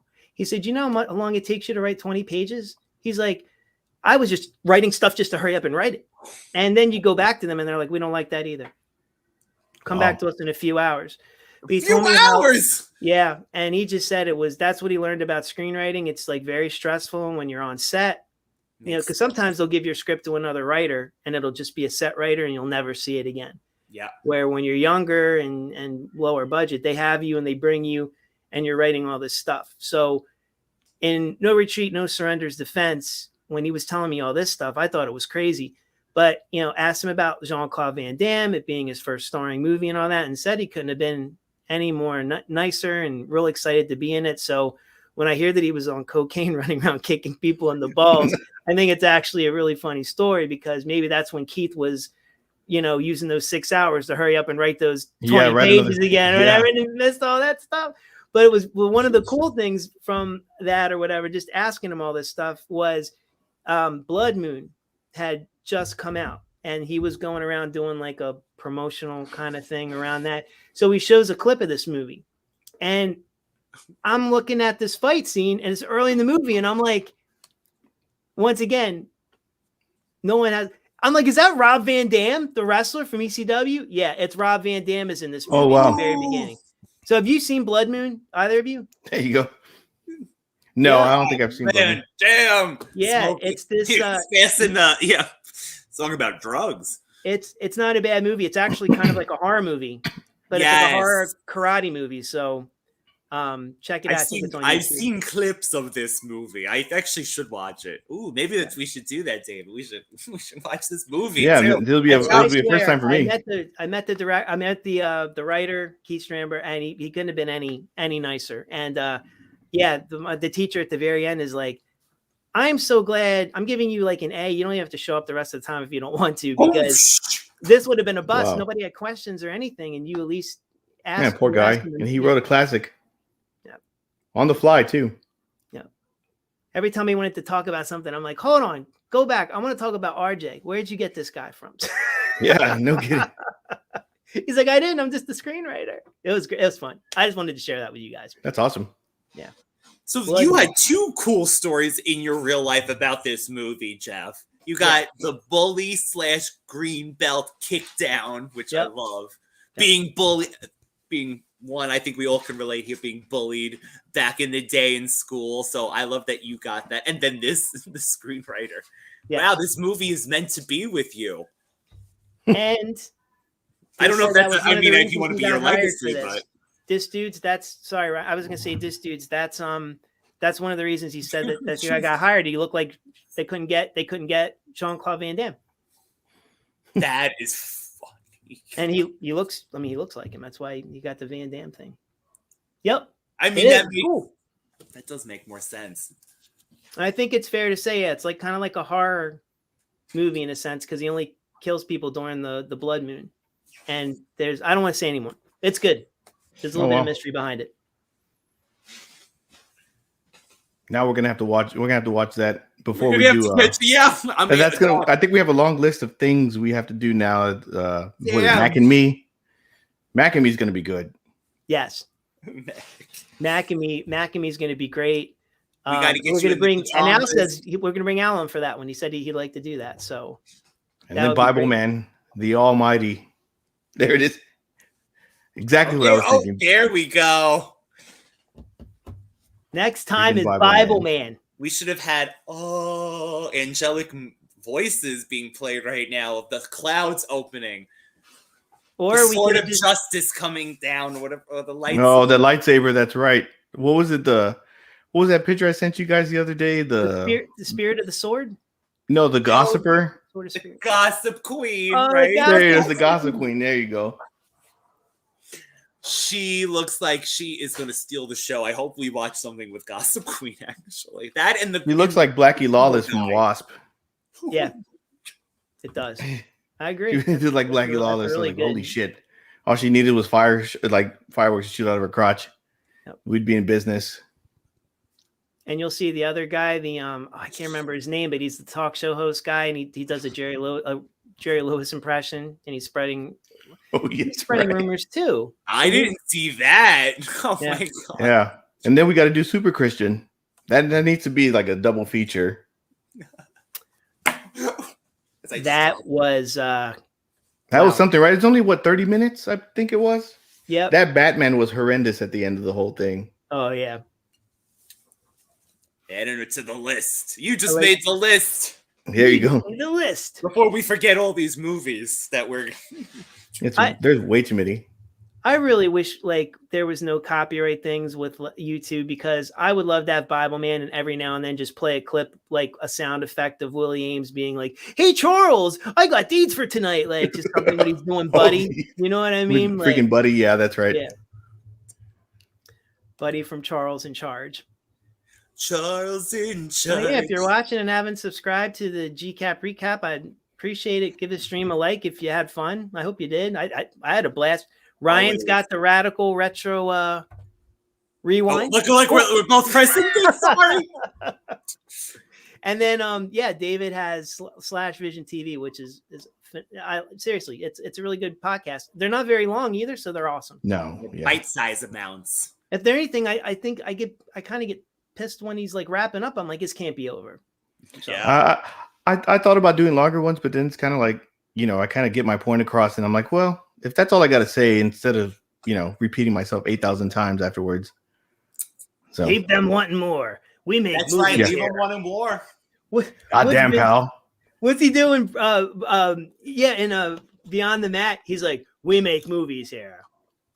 No, my favorite line of his is, "He's gonna puke. He's gonna puke. He's gonna puke. Yeah, that's puke." Damn it, Vince was great in that. I don't care what anybody says. Vince was that was at his peak. That is at the peak of Vince. At the Vince, Vinceness. I've never seen anyone drink a swig of water like with such, as if he were drinking like a beer. You did it perfect like that. He was very cocky the way he did it. It was amazing. Beyond the Mat was pretty good though. Yeah, I was did you guys see that in the theater? Or did you wait for a VHS? Oh, VHS. I rented it, I think. Yeah, I think I rented it from Blockbuster. Yeah, I drove like almost an hour from where I was in Florida at the time, and I drove like an hour away to see it at like some special theater because it didn't have like a super wide release. Like it wasn't. It was actually really good. That one and what was it? Wrestling with Shadows, the Bret Hart one. That one was really good. Yes. That was the A&E one, right? Yeah, A&E had that one. That was good. Yeah, the Dark Side of the Rings are actually a lot better than what I expected. Yeah. Thank you, Vanessa. Yes, go. Yes. Yeah, we're about to wrap up here soon. So thank you for joining Vanessa and Al. Go check out his stream on his channel. Hell yeah, Al. That's right. To be Tuesdays. Tuesdays. Macking me. Macking me. That's right. Macking me. Ready for To Be Tuesday. He got 2,000. Yeah, so by the end, we'll all be doing our Wu-Tang claims. We'll all be doing the Wu-Tang. Like the Mackin' music. Wu-Tang. See, like we could use sound effects for that. We love Mac and Me's mother. Oh God, she had the little. Oh, they all looked horrible at church. Remember at the end, they were like all dressed up. Yeah. Now they look coked out. Terrifying. That family is a whole terrifying family. They all look coked out. Damn it, Bible man. He's putting subliminal messages here now. He just keeps popping up. Bible man. There's got to be a Bible man collage behind us when we do the episode. Like some sort of the sword, like I want the swords. Oh, good Lord! The swords are lightsabers, right? But make the sounds of a metal weaponry. Now we gotta have the lightsaber sound. Yeah, like Lucas can't go after him. You can't sue. Like, can you go after God? Can you sue God? I don't know. I feel like Lucas back in the day would have taken that. Well, I don't know, because remember when Vince McMahon had a match against God? He beat him, right? He beat God. Yeah. I love that church promo where he's like, he's like, you'll see this Sunday, I will defeat God. I'm like, yeah, man, he was this crazy man. This is what a crazy man. What a genius. Crazy. I mean, that would have been a perfect time for Shawn Michaels to return.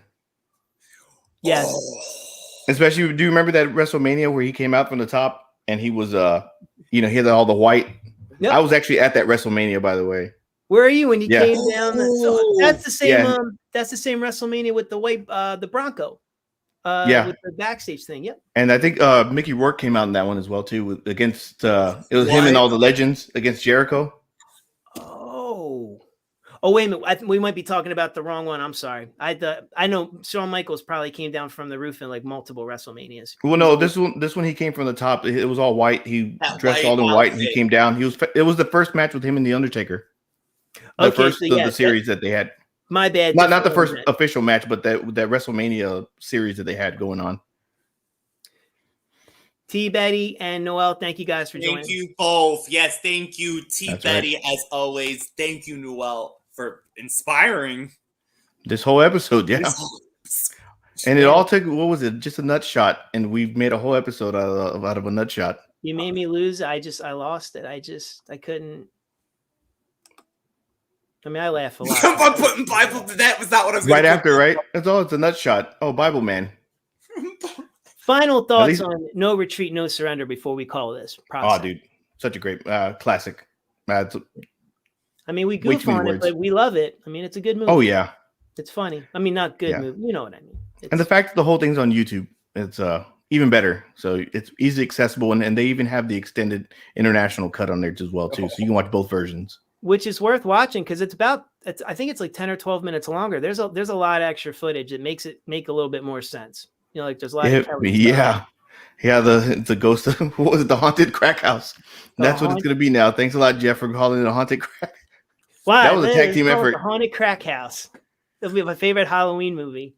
Oh, Universal. That's what they'll put at Universal Horror Days now. Enter RJ's haunted crack from No Retreat. He supplied it. Yeah, that's right. I had a great time. Does anybody want to plug anything before we wrap it? No, I really have nothing as usual.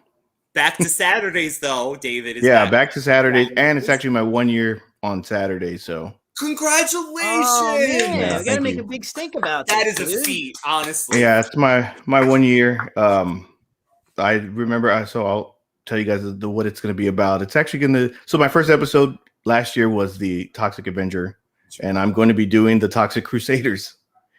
That very short cartoon. Beautifully. They had toys and video game and stuff. Yeah, that was the thing. The toys. Yeah, those are too good, man. So that's all I got going on. I'm very looking forward to that. We're going to be doing Bible Man next time. Ryan, what else is happening this week? This week, like Jeff mentioned earlier, is Catwoman from 2004, where Halle Berry famously accepted her Razzie. Beautifully, actually. I got to give it up to her. But this is a movie. This is quite a movie. And doing that this week. And then I'm so excited. The week after is Sugar Hill. I've been wanting to do this since I started this whole show, this podcasting thing. So the month of love, I'm giving it up to Sugar Hill. Yeah, Sugar Hill's cool. I do like that movie. Yeah. I like it a lot, actually. Liking is a little bit of an understatement. And yeah, I'm sure Ryan and I can't wait the Catwoman. Anytime you do those, you're on fire with those. I think Ryan and I are also doing Boba Fett recap. Book of Boba. Tomorrow's the last episode, so him and I are going to try to do something so we can get it up in a timely manner for all you Star Wars fans. And maybe we'll have Baby Yoda join us, Grogu, as a special guest, just to be able to get those views in, joining us from satellite. Baby Yoda. And I hope Salacious Crumb, too. Possibly. Don't let that cat out of the bag yet. And also, by me talking about the Evil Dead unboxing, I forgot to schedule my video, but I guess I did a lot this week. Then I did the Legend unboxing video I was going to put out this week, so maybe I'll do it over the weekend. Oh man! So yeah. All right, guys. Well, that's it. I had 2 hours went by quick. I can't believe it. Wow, 2 hours. Oh, this dude, yeah.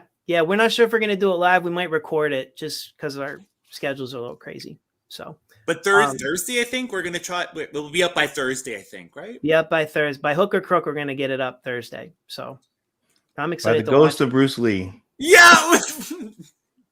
In the haunted crack house. Yes. Yeah. May the haunted crack house fill you with dread and hope. May the Bible man be with you. Yeah. Until next time. Yeah. I can't wait. That's gonna be fun. We'll let and we'll put out for I think most people left, but forever watches this. We'll put out when we're gonna do that. Hopefully sometime next week. Yeah. Awesome. All right. And I always say, anytime you watch GCap Recap and Cappy Hour, you always have a seat at our bar. Till next time, everybody. Thank you so much. Thank you.